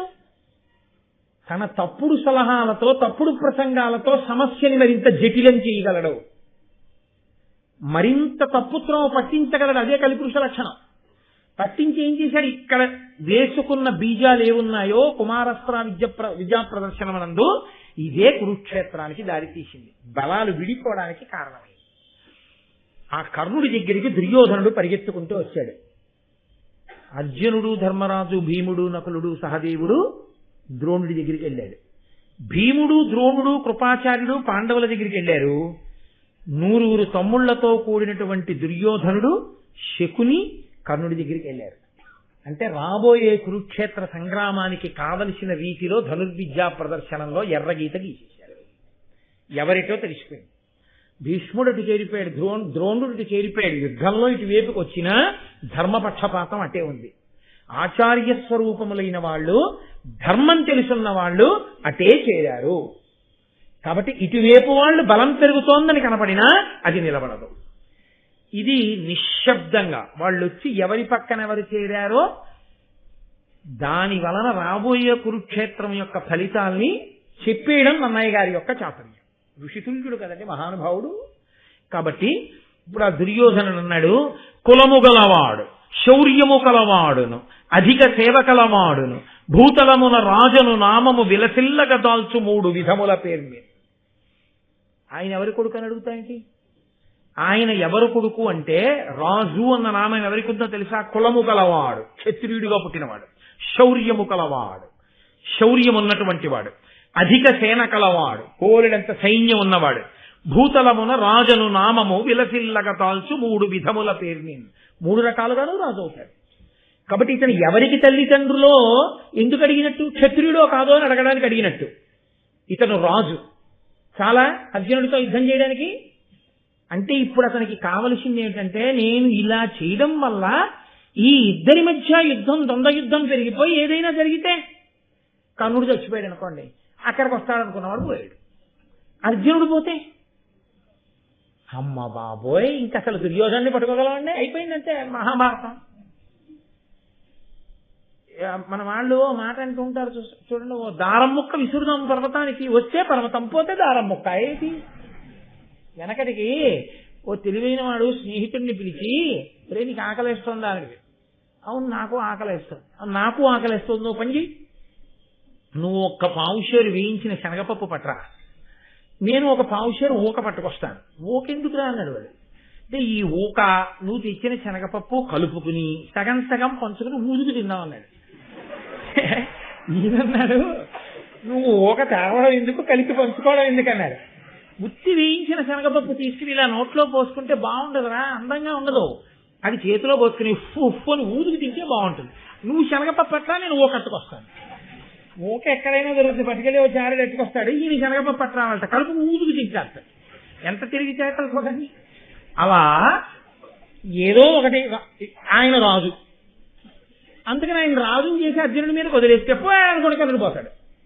గెలిచారనుకోండి, అర్జునుడు చచ్చిపోయాడు అనుకోండి ద్వంద్వ యుద్ధంలో, ఇంకంతకన్నా కావాల్సిందే ఉంది. ఇది నిజంగా ఏదో పెద్ద సిద్ధాంతం కోసమో ఏదో ధర్మం కోసమో దుర్యోధనుడు మాట్లాడుతున్న మాటలా, తన పబ్బం గడుపుకోవడానికి మాట్లాడుతున్న మాటలా? తన పబ్బం గడుపుకోవడానికి మాట్లాడే మాటలు మూర్ఖత్వంతో ఎంత దూరమైనా వెళ్ళిపోతాయి. దానికి హద్దాప, ఎవరి గురించి ఏది మాట్లాడకూడదో అవన్నీ మాట్లాడేస్తాడంతే. అటువంటి ప్రసంగాలు చేసేవాడు. వాడికి ఏమన్నా నిష్ట, ఒక పరిమిత, ఒక ధర్మమా, ఒక బూడిద ఏముందని, వాడికి దేని మీద విశ్వాసం ఉందని. ప్రసంగానికి ఆలంబనమే విశ్వాస రాహిత్యము. కాబట్టి ఏదైనా మాట్లాడచ్చు. నువ్వు ఒక విశ్వాసం మనకు కట్టుబడ్డావనుకో, ఒక పరిధిలో మాట్లాడాలి. అసలు అన్ని పరిధిలో చీల్చుకున్నావు అనుకో, ఏదైనా మాట్లాడచ్చు. ఇంకా అభ్యంతరం ఏంది? వినేవాడు ఎవడైనా ఉంటే వాడి కర్మ అంతే. నువ్వు పాడైపోయావు, వాడికి వచ్చిన నష్టమేముండదు. అదొక ధూర్తతనం, అదే కలిపురుష లక్షణం. కర్తవ్యం, బాధ్యత తెలియని ప్రసంగాలు చేయడం. కాబట్టి ఇప్పుడు ఆయన అన్నాడు వచ్చి, కర్ణుడు సిగ్గుతో నిలబడి ఉంటే, రాజవరుడైన పార్థుతో రాజుగాని ఈతడని చేయగా తగడేని వీనిని ఎల్లవారలు చూడంగా ఈక్షణంబ రాజు చేసదనే అంగరాజ్యమిచ్చి. అర్జునుడితో యుద్ధం చేయడానికి రాజైతే తప్ప పనికిరాడంటారా? ఇప్పుడే నేను అంగరాజ్యాన్ని ఇతనికి ఇచ్చేసి ఇతన్ని పట్టాభిషేకం చేసి రాజుని చేసేస్తాను. ఎందుకు చేయకూడదు యుద్ధం అర్జునుడితో? కాబట్టి నేను ఇప్పుడే అంగరాజ్యానికి పట్టాభిషిక్తుడిని చేస్తున్నానన్నాడు. మంచి పని చేసే ముందు, అటువంటి పట్టాభిషేకం జరిగే ముందు కొంత క్రతువు జరగాలి. కాబట్టి బ్రాహ్మణుల్ని పిలిచాడు, 1000 గోవులు దానం చేసేశాడు. తమ్ముళ్ళని వెళ్లి నీళ్లు పట్టరమ్మన్నాడు. భీష్ముడి దగ్గరికి, ధృతరాష్ట్రుడి దగ్గరికి వెళ్లి అడిగాడు. ధృతరాష్ట్రుడు మాట్లాడేది ఏముంటుంది? ఇంకా కళ్ళ ముందు కొట్టుకుంటారా అని వ్యాస భగవానుడు చెప్పనే చెప్పాడు.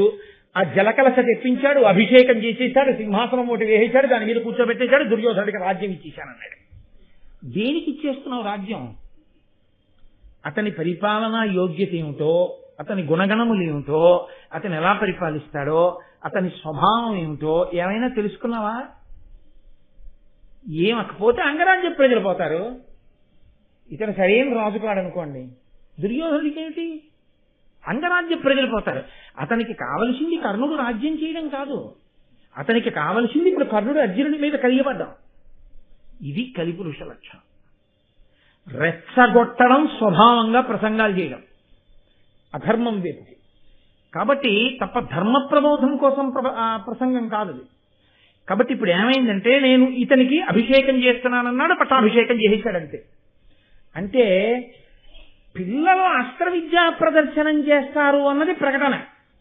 అక్కడ జరిగిందేంటి? ఎవడో ముక్కు మొహం తెలియని వాడికి పట్టాభిషేకం. ఇప్పుడు అకస్మాత్తుగా అంగరాజ్యానికి కర్ణుడు రాజైపోయాడు.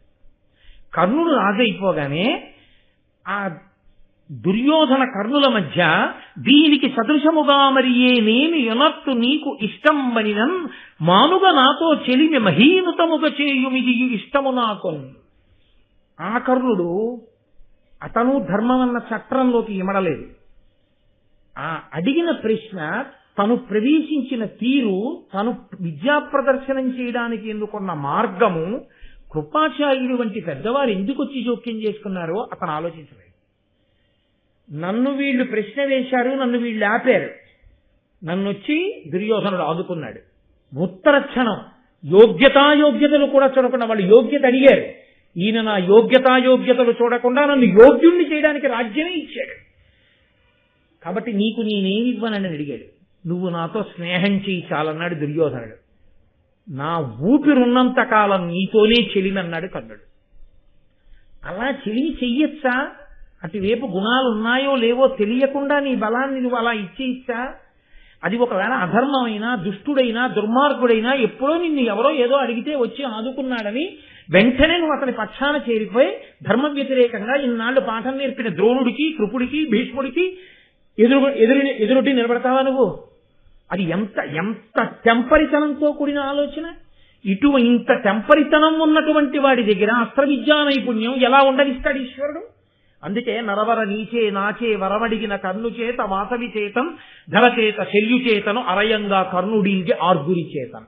తానేది పొందాడో దాన్ని ఈశ్వరుడు శాపరూపాల్లో తీయించేశాడు. ఎందుకంటే నిలబడితే ధర్మం పోతుంది కాబట్టి ఇప్పుడు వాళ్ళిద్దరూ స్నేహం చేసుకున్నారు. ఎప్పుడైతే స్నేహం చేసుకోవడం, దుర్యోధనుడు కౌగిలించుకోవడం, కర్ణుడి తల మీద కిరీటం పెట్టడం చూశాడో సూతుడు, అంటే కర్ణుడిని పెంచుతున్నటువంటి తండ్రి, అక్కడ వరకు ఎంత మాత్రము దోషం పట్టవలసిన అవసరం లేదు. తండ్రి అన్నవాడికి సంతోషం ఉండదండి. కొడుకు రాజ్యానికి పట్టాభిషిక్తుడయ్యాడు, ఆయన పరమ సంతోషంగా గబగబా పరిగెత్తుకొచ్చి కౌగిలించుకొని, కడగి సూతుండు పుత్రకు కౌగిలించుకొని తదీయ మూర్ధాఘ్రాణమునర చేసి అంగరాజ్యాభిషేకార్ధ్రమైన శిరము తడిపే వెండియు హర్షాశ్రుతతులనొప్ప.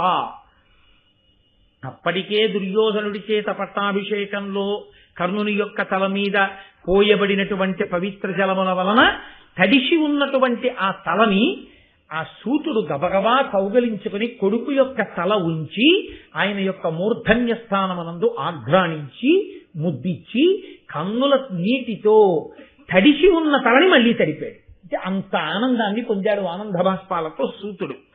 ఎప్పుడైతే సూతుడొచ్చి కౌగిలించుకుని అంత మురిసిపోయాడో భీముడు పసిగట్టాడు. సూతుని కుమారుడితను, ఇతన్ని మా తమ్ముడి మీద యుద్ధం కోసం దుర్యోధనుడు యోగ్యతని కటాక్షించడం కోసమని చెప్పి యుక్తాయుక్త విచక్షణ ఎరుగకుండా, పూర్వాపర విచారణ చెయ్యకుండా రాజ్యం ఇచ్చేశాడు అని ఆయన అన్నాడు. ఇప్పుడు నాకు అర్థమైంది, నువ్వు సూతుని యొక్క కుమారుడవు. ఎవరి ధర్మము వారికి వర్ణమును ఆశ్రయించి నిర్దేశింపబడింది. ఆ యుగమనంతా అంత కఠినంగా ధర్మం నిర్వహింపబడింది. నీవు రథము నడుపటం చేత తృప్తిని పొందవలసిన వాడివి. నువ్విప్పుడు రాజ్య నిర్వహణ యందు అనురక్తుడవై సింహాసనం మీద కూర్చోవచ్చా? ఇది దోషం కాదా? నువ్వు పొందకూడనిది పొందాలనుకోవడం తప్పు కాదా అని అడిగాడు. అడిగితే వెంటనే దుర్యోధనుడు అన్నాడు, అదే నేను చెప్పాను కదండి, తన స్వార్థం కోసం ఇలా మాట్లాడచ్చా అన్నది కూడా మరిచిపోయి మాట్లాడేవాడి మాటకి హద్దే ఉండదు.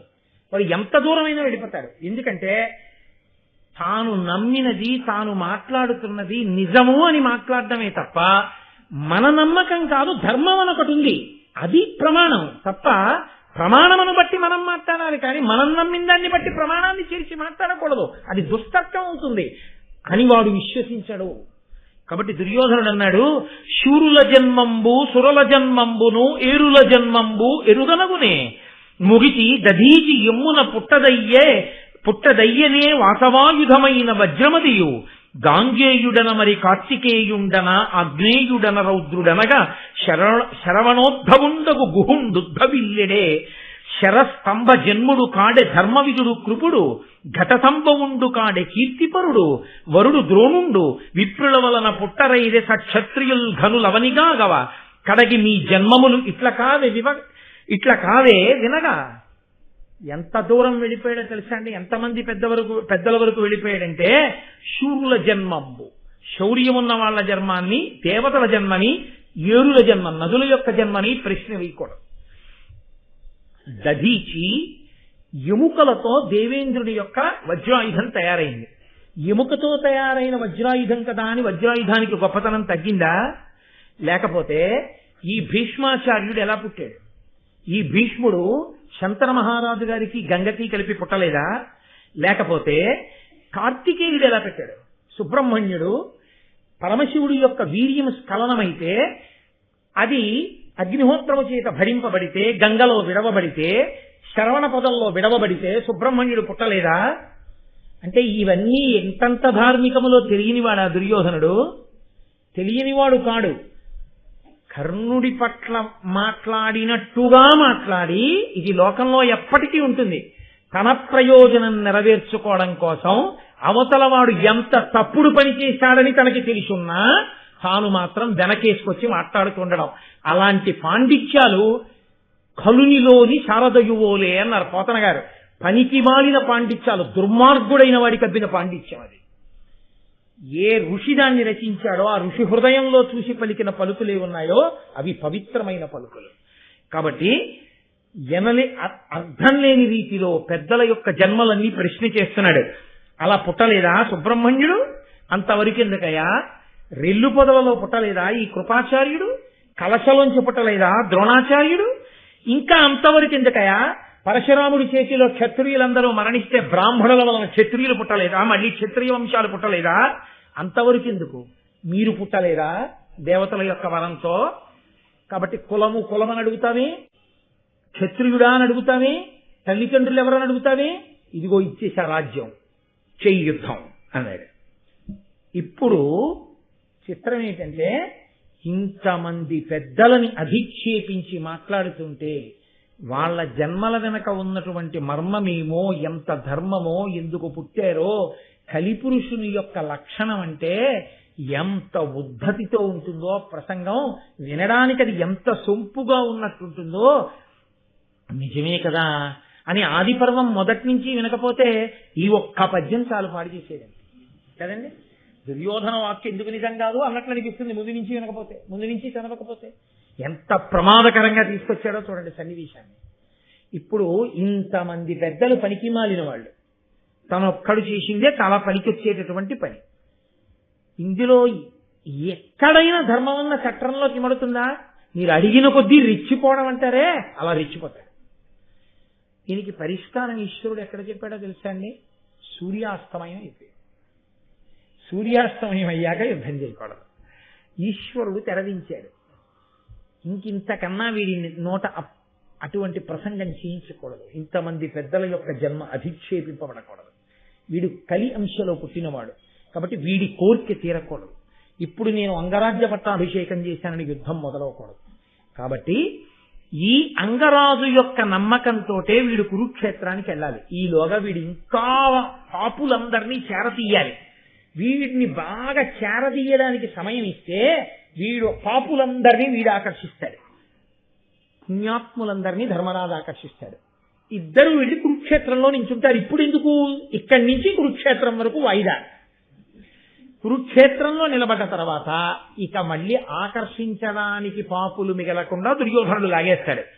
అప్పుడు కృష్ణ పరమాత్మ నిలబడతారు ఇటువైపు. నిలబడి ఒక్కండును ఎవ్వడూ మిగలకుండా తీసేస్తాడు. కాబట్టి ఆకర్షించడానికి సమయం ఇవ్వాలి కదూ, తెరదించేశాడు. అదృష్టం ఏమిటంటే చీకటి పడ్డాక మాత్రం యుద్ధం ఎందుకు చేయకూడదు అనలేదు. అంటే ఆ సమయానికి వాడి సంపర్తనం అక్కడతో ఆగిపోయేటట్టు చేసిన వాడు కూడా ఈశ్వరుడే అని అనుకోవాల్సి ఉంటుంది ఆయన యొక్క వ్యూహరచన చేత. అంటే సూర్యాస్తమయం అయిపోయింది. ఆ కర్ణుణ్ణి తీసుకుని పరమ సంతోషంగా దుర్యోధనుడు వెళ్ళిపోయాడు. అర్జునుడు, నకులుడు, సహదేవుడు, ధర్మరాజు, భీముడు వీళ్ళు ఆ సభలో ఎన్నో ఆశ్చర్యకరమైన సంఘటనలు జరిగిపోయాయి. అసలు అక్కడికి వచ్చింది ఎందుకు? పిల్లలు ఎవరెంత నేర్చుకున్నారో చెప్పడం కోసం. అక్కడ జరిగింది ఏమిటి? ఎన్ని జరిగిపోయాయో. అందుకే కురుక్షేత్ర యుద్ధానికి బీజాలన్నీ ఎక్కడున్నాయంటే ఆది కదండి ఆ పర్వం. ఆ పర్వంలో కుమారాస్త్ర విద్యా ప్రదర్శనమునందే ఇన్ని రహస్యాలు బయటకు వచ్చాయి. ఇంత గొప్ప వ్యూహము నడిచింది. ఇప్పుడు ఆయన వెళ్ళిపోయాడు. ఎవరెవరు ధర్మం వైపు నిలబడతారో వాళ్ళందరూ కలిసి ఇంటికి వెళ్ళిపోయారు. ఎవరెవరు డాబు దర్పంతో నిలబడి అధర్మం వేపుకుంటారో వాళ్ళు దుర్యోధనుడితో కలిసి వెళ్ళిపోయారు. 1000 దివిటీలు వెలిగించుకుని 1000 దివిటీల కాంతిలో దుర్యోధనుడు కర్ణుడిని తీసుకుని వెళ్ళిపోయాడు. మామూలుగా వచ్చిన మార్గంలో రథం ఎక్కి భీష్ముడు, ద్రోణుడు, కృపుడు, పాండవులు కలిసి వాళ్ళ ఇంటికి వెళ్ళిపోయారు. కుంతి అంత సహజ కుండల కవచాభిరాము కర్ణు చూచి రవి సమాను ప్రత్యభిజ్ఞ నిరిగి ప్రథమ పుత్ర స్నేహ మెరుక పడగయుండ ఇంటియుండే. కుంతీదేవి ఆ పుట్టిన కొడుకుని మందసంలో పెట్టి వదిలేశాను, ఏమైపోయాడో అనుకున్నాను. ఇక్కడ పెరిగి పెద్దవాడయ్యాడనమాట, సూతపుత్రుడిగా ఉన్నాడనమాట. కర్ణుడన్న పేరుతో నా 6వ కొడుకు, పెద్ద కొడుకు యథార్థానికి ఇక్కడే ఉన్నాడని తాను గుర్తెరిగి ఇతరులు గుర్తెరగడానికి వీలు లేకుండా వెళ్ళిపోయింది. దాని మర్మమేమో నేను మీతో ఇందాకనే మనవి చేశాను, మళ్ళీ మళ్ళీ మళ్ళీ మళ్ళీ నేను మీతో చెప్పక్కర్లేదు. దుర్యోధనుడు ఇంటికి వెళ్ళి పడుకున్నట్టు. ఎలా పడుకున్నాడో చెప్తున్నారు మా అన్నయ్య గారు. ఎంత చిత్రమైన మాట్లాడతారండి ఆయన. వినుత ధనుర్విద్యావిదు ఘను కర్ణు సహాయపడసి కౌరవ విభుడు అర్జును వలన భయము సిడి రొమ్మున చేయిడి నిద్రవోయే ముదిదాత్ముండై.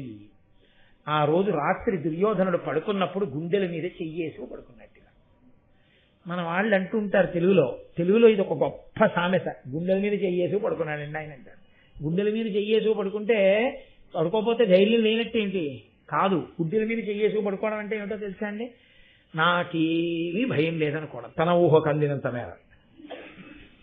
దుర్యోధనుడు వెళ్ళి గుండెల మీద చెయ్యేసుకుని ఆ రోజు రాత్రి నిద్రపోయాట. ఎందుకు నిద్రపోయాడు అంటే భీముణ్ణి నేను చంపేస్తాను, ఆయనకు అదో ధైర్యం. ఇప్పుడు అదేంటి, ఏదో ఊహలకి దరిద్రాలు ఏమిటి? నిజంగా మేడ కట్టాలనుకోండి, ఐశ్వర్యము దరిద్రము అని ఒక మాట. నేను అమెరికాకి అధ్యక్షుడిని అయిపోయాను అని ఊహించుకోవడానికి దరిద్రమే ఉంది. నాకేం అమెరికా పౌరసత్వం ఉండాలా, నేను ఏమైనా ఎన్నికల్లో పోటీ చేయాలా? ఊహించుకోవడానికి ఏమైనా ఊహించుకోవచ్చు, దానికి దరిద్రం ఏమి ఉండదు. కాబట్టి ఆయన ఊహ ఏమిటంటే నేను భీముడిని చంపేస్తాను. ఇంకా మిగిలేవాడెవరు? ధర్మరాజు. అదే ఆయనేముంది, 4 తాళ్ళు ఎట్టి కట్టేస్తాను. ఇచ్చారు పాపం. ఇప్పుడు ధర్మం అని పట్టుకుంటాడు. ధార్మికుడు దురాత్ముడి దృష్టిలో అలా ఉంటాడు. అది పెద్ద విశేషం ఏం కాదండి. ధర్మరాజుని కట్టేవతలు పారేస్తాం. నకుల సహదేవుల పిల్లకాయలు వాళ్ళు ఏం చేస్తారు? ఇంకెవరు? అది అర్జునుడితో వచ్చింది ఇబ్బంది. నాకా గదాయుద్ధం ఒకటే వచ్చు, ఇన్ని పాత్రలు అన్నీ నేనెక్కడ చేయను. అవతల విధి నేనే నేర్చేసుకుని, ఇవతల గదాయుద్ధం నేనే నేర్చేసుకుని ఎన్ని చేసేస్తాను. దానికి మనకి రైట్ హ్యాండ్ దొరకాలంటుంటారు చూసారా? అర్జునుడిని కొట్టేవాడు ఏమన్నా దొరుకుతాడా అని అదొక్కటే. ఇన్నాళ్ళు ధర్మరాజుని కొట్టలేకపోయానంటే దొరికేశాడు ఇవాళ మనకి. బుట్టలో పెట్టేశానంతే. దొరికడం మన వైపుకి తెచ్చేసుకోవడం రెండు అయిపోయి. దొరకడం ఎంత ప్రధానమో తన వైపుకి తిప్పుకోవడం ఎంత ప్రధానం. ఒట్టి ఏం చేసుకున్నాడుగా, అంగరాజ్యముడు వారేశాడు, దొరికేశాడు కర్ణుడు, తెచ్చేసుకున్నాడు. కాబట్టి ఇంక ఇప్పుడు ఈయన ధైర్యం ఏంటంటే దానికి ఒక కారణం ఉండాలా. అదేంటే నేనెందుకు అర్జునుడిని చంపాలని అడుగుతాడా? అలా అడిగేవాడైతే ఇవాళ ఎందుకు అలా మాట్లాడతాడు? కాబట్టి మనం రెచ్చగొడితే ఏమైనా నీకు అంత ఉపకారం చేశాను, నిన్న ఒక్కటి అడుగుతున్నాను, అర్జునుడిని కొట్టేయి అంటే వాళ్ళు కొట్టేస్తాడు. అది ఆ కర్ణుడు వెళ్తాడు, అర్జునుడిని కొట్టేస్తాడు. నేను వెళ్తాను, భీముడిని కొట్టేస్తాను. ధర్మరాజుని దుశ్శాసనుడు కట్టేస్తాడు. నకుల సహదేవుల్ని మిగిలిన వాళ్ళు తొక్కేస్తారు. రాజ్యం నేను ఇచ్చేసుకుంటాను. ఇంకేంటి అయిపోయింది. అందుకని గుండెల మీద చేసుకుని నిద్ర. అంత అమాయకంగా ఉంటాయి.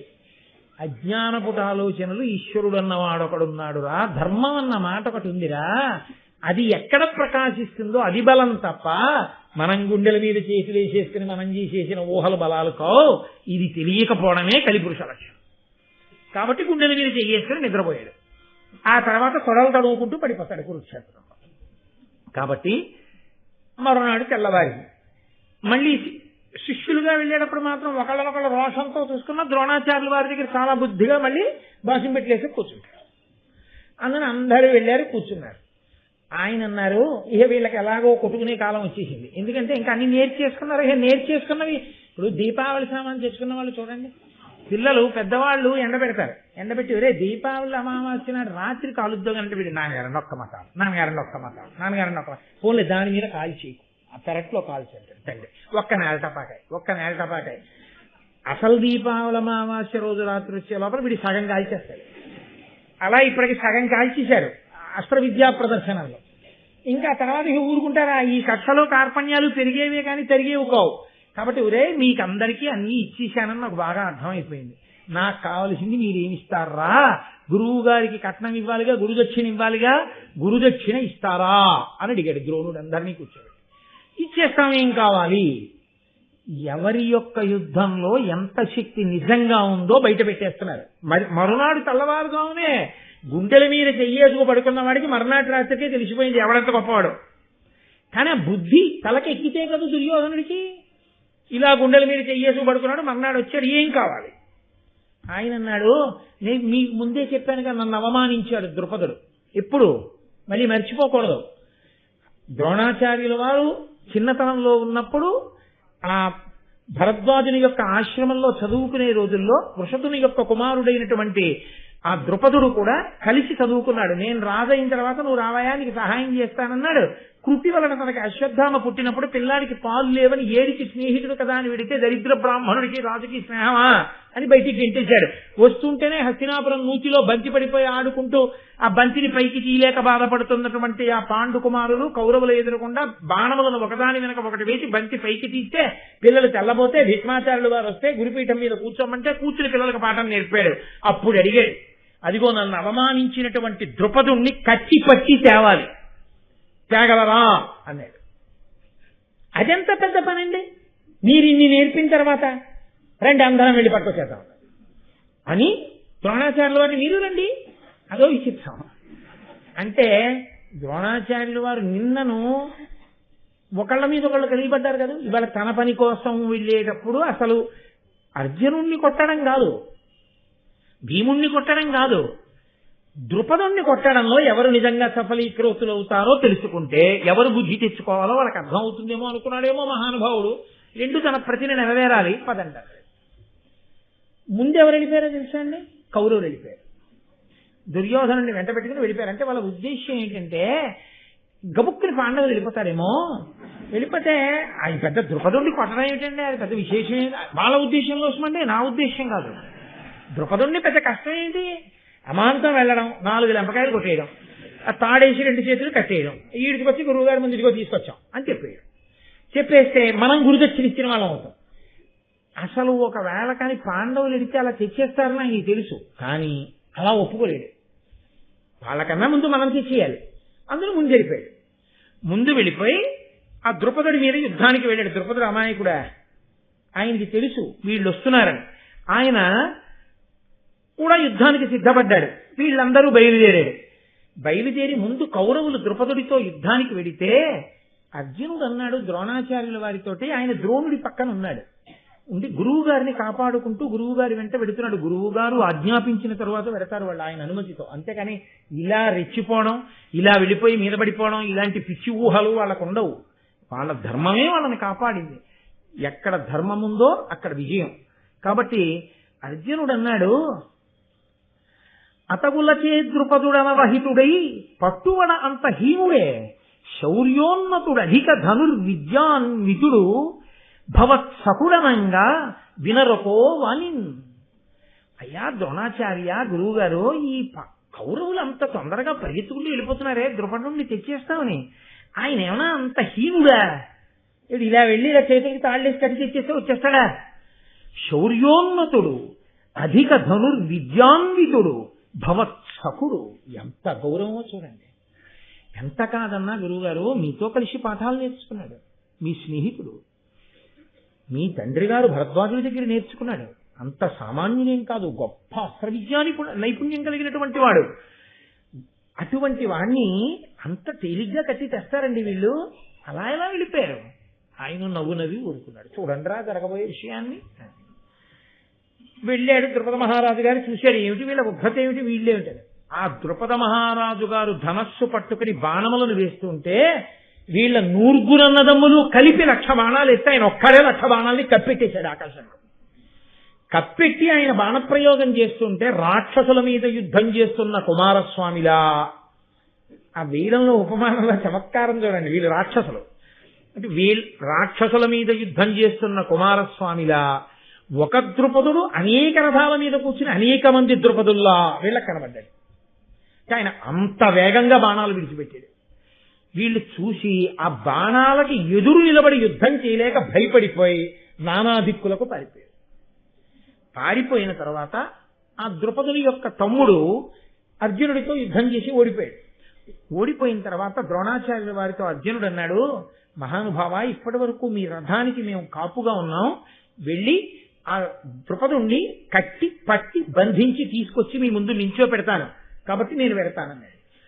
వెంటనే భీముడు తన గదాదండాన్ని చేత్తో పట్టుకుని కనపడిన ఏనుగుల యొక్క కుంభస్థలాలన్నీ బద్దలైపోయేటట్టుగా కొట్టేస్తున్నాడు.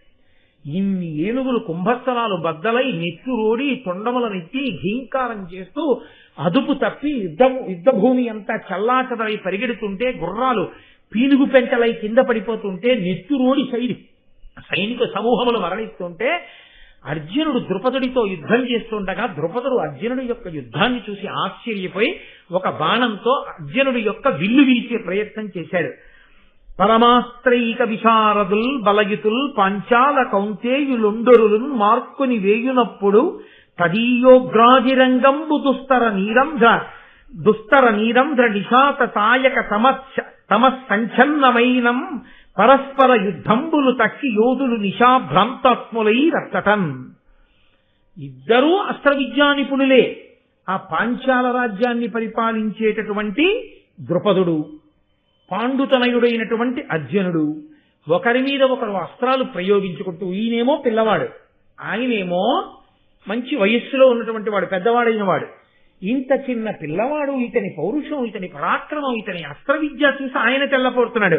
పరమాస్త్రైక విశారదుల్ బలయుతుల్ పాంచాల కౌంతేయులుండరులు మార్కుని యోయునప్పుడు తదీయోగ్రాజిరంగంబు దుస్తర నీరంధ్ర నిశాత సాయక తమస్సంఛన్నమైనం పరస్పర యుద్ధంబులు తక్కి యోధులు నిశాభ్రాంతాత్ములై రచ్చటం. మిగిలినటువంటి యుద్ధ వీరులందరూ యుద్ధం మానేసి ద్రుపద అర్జునుల యొక్క యుద్ధాన్ని అంత ఆశ్చర్యంగా చూస్తున్నారు. ఒక బాణంతో అర్జునుడి యొక్క ధనస్సు విరిగిపోయేటట్టుగా కొట్టాడు ద్రుపదుడు.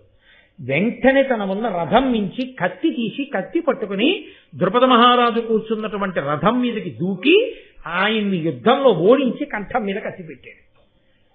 ఎక్కడ కదిలితే తమ రాజు యొక్క కంఠం నరకబడుతుందోనని కాకావికలైపోయి ద్రుపదుని సైన్యం అంతా చల్లాచెదరైపోయింది. వెంటనే భీమసేనుడు అర్జునుడు కలిసి ఆ ద్రుపదుడి కాళ్ళు చేతులు కట్టేసి రథచక్రానికి ద్రుపదుణ్ణి కట్టి తీసుకొచ్చి ద్రోణాచార్యుల వారి ముందు నిల్చోబెట్టారు. గురువుగారు, ఇదిగో మీరు అడిగినటువంటి గురుదక్షిణ సమర్పించాం. మీరు ఏ ద్రుపదుణ్ణి కట్టి పట్టి తీసుకురమ్మన్నారో అటువంటి వాణ్ణి పట్టి తెచ్చాం. కాళ్ళు చేతులు కట్టబడి ద్రోణుడి శిష్యుల చేత ఇంత అవమానాన్ని పొంది తల ఉంచుకుని, నిజంగా ఆ క్షణంలోనే అర్జునుడు ఆక్రమించినట్టు పాంచాల రాజ్యాన్ని, పాండవులకు వచ్చేసింది ఆ రాజ్యం, తల ఉంచుకుని సిగ్గుతో నిలబడిపోయినటువంటి ద్రుపదుని ద్రోణాచార్యుల వారు చూశారు. చూసి ఆయన అన్నారు, వీరెవ్వరయ్యా? ద్రుపద మహారాజులే ఇట్లు కృపణులై పట్టుబడం వీరికి వలసనే. అహహా మహారాజ్యమదాంధకారమది వాసెనుకో. ఓహో, వీరెవ్వరు? ద్రుపద మహారాజు గారా? ఏమిటి, మీరు శత్రువులకు పట్టుబడ్డారా? అయ్యయ్యో, బాగా తీరిందా రాజ్యమదాంధకారం? ఇప్పటికైనా ఒళ్ళు పొగరు తగ్గిందా? ఎవరితో ఎలా మాట్లాడాలో అర్థమైందా అని అడిగాడు. సిగ్గుతో తల పైకెత్తలేక అలాగే తల ఉంచుకు నిలబడిపోయినటువంటి ద్రుపదుణ్ణి చూసి ద్రోణుడు అన్నాడు, ఇంకనైనా మమ్ము నిరుంగంగనగు నొక్కో అనుచు ఉల్లసంబులాడి ద్రుపదు విడిచిపుచ్చే గురుడు విప్రుల అలకయు పున హుతాశనంబు దీర్ఘమగునే. వెంటనే ద్రోణాచార్యుల వారు పరిహాసమాడి అర్జునుణ్ణి పిలిచి, కట్లు విప్పేవయ్యా, స్నేహితుడు కదా, వెళ్ళి రాజ్యం ఏలుకుంటాడని ఆ కట్లు విప్పించి ద్రుపదుణ్ణి విడిచిపెట్టేశాడు. నన్నయ్య గారు అన్నారు, గడ్డి మంట, బ్రాహ్మణుడి కోపం చాలా కాలం ఉంటాయా? ఆరిపోతాయి. అందుకని అలా కట్టి త్యాగాన్ని ద్రుపదుణ్ణి చూసి 4 మాటలని వదిలిపెట్టేశాడు ద్రోణాచార్యుడు. ఎవరు చెల్లించినట్టు గురుదక్షిణ? కర్ణుడు ఉన్నాడుగా, మరి ద్రుపదుణ్ణి ఎందుకు ఓడించలా? దుర్యోధనుడు ఉన్నాడుగా, ఎందుకు ఓడించలా ద్రుపదుణ్ణి? కర్ణసహితుడైన దుర్యోధనుడు ఎవరిని ఓడించలేకపోయారో ఆయనని భీమసేనుడు, అర్జునుడు, నకుల సహదేవులు, ధర్మరాజు గారు కలిసి ఓడించి తీసుకొచ్చి గురుదక్షిణ చెల్లించారుగా. ఇప్పటికైనా తను నమ్ముకున్న బలాలు ఎంత గొప్పవో తనకు అర్థం అవ్వాలిగా. అర్థం అవ్వకపోవడమే కలిపురుష లక్షణం. అర్థం అవ్వకపోవడమే అధర్మమునందు అనురక్తి. అర్థం అవ్వకపోవడమే మూర్ఖత్వం. లేకపోతే ఆ అగ్ని అలా ఎందుకు పెచ్చరిల్లుతుంది? కాబట్టి ఇప్పుడు పాండవుల పట్ల మిక్కిలి ప్రీతి చెందాడు ద్రోణాచార్యుల వారు. అర్జునుణ్ణి పిలిచి, ప్రధానంగా నాకు గురుదక్షిణ చెల్లించడంలో నీవే ఇంత గొప్ప పాత్ర పోషించావు కాబట్టి దీని నగస్తినావరగు దివ్యమునీంద్రుడు తొల్లి ప్రీతితో భూనత అగ్నివేశుడను భూరి మునీంద్రునకిచ్చే వారలున్ మానుగ నాకు నిచ్చిరి క్రమంబున నేనును నీకు ఇచ్చితిన్ దీనికి నీవ అర్హుడవు తేజమునన్ కడు పెద్ద కావునన్ అని దీని నగస్తినావరగు దివ్యమునీంద్రుడు తొల్లి ప్రీతితో భూనుత అగ్నివేశుడను భూరి మునీంద్రునకిచ్చే. అగస్తి అనబడేటటువంటి ఒక ఋషి, ఒక దివ్య మునీంద్రుడు ఈ బ్రహ్మశిరోనామకాస్త్రము అనపడేటటువంటి ఒక గొప్ప అస్త్రాన్ని నిర్మించి ఆ మహాముని అగ్నివేశుడు అనబడేటటువంటి ఒక మునికి ఇచ్చాడు.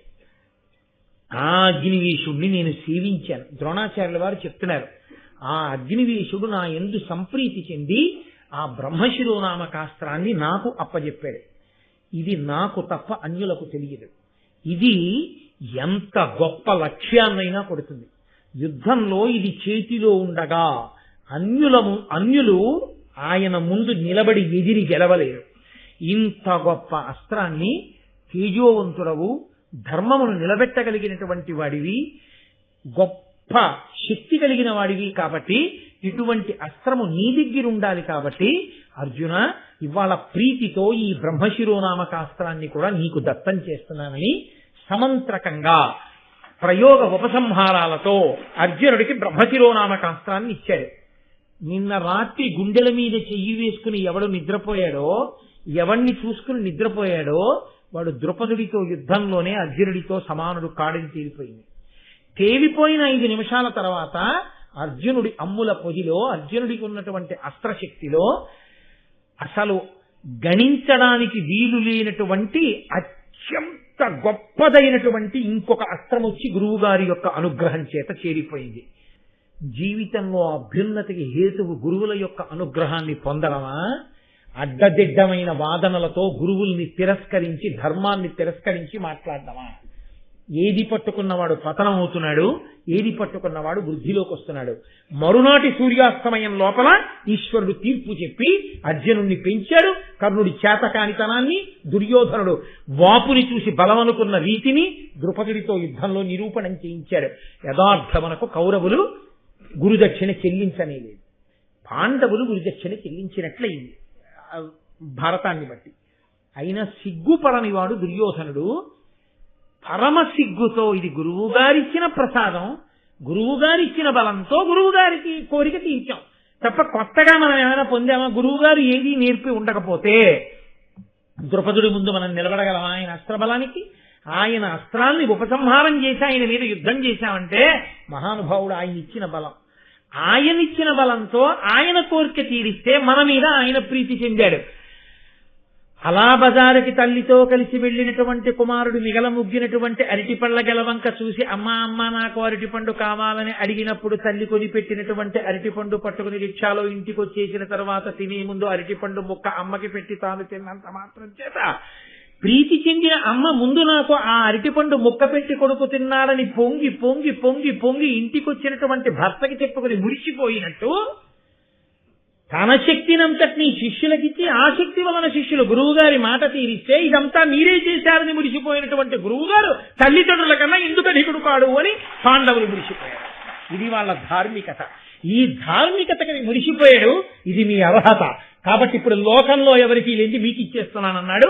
ఆ అర్జునుడికి బ్రహ్మశిరోనామకాస్త్రాన్ని కూడా దత్తం చేశాడు.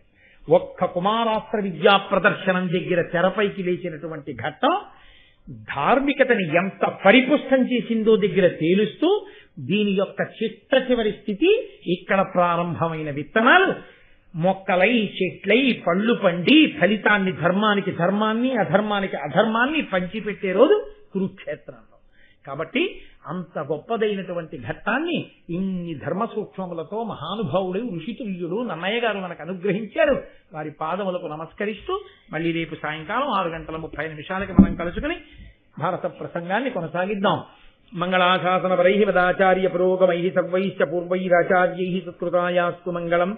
మంగళం కోసలేంద్రాయ మహనీయ గుణాత్మనే చక్రవర్తి తనూజాయ సర్వభౌమాయ మంగళం. ఉమాకాంతాయ కాంతాయ కామితార్థప్రదాయినే శ్రీగిరీశాయ దేవాయ మలినాథాయ మంగళం.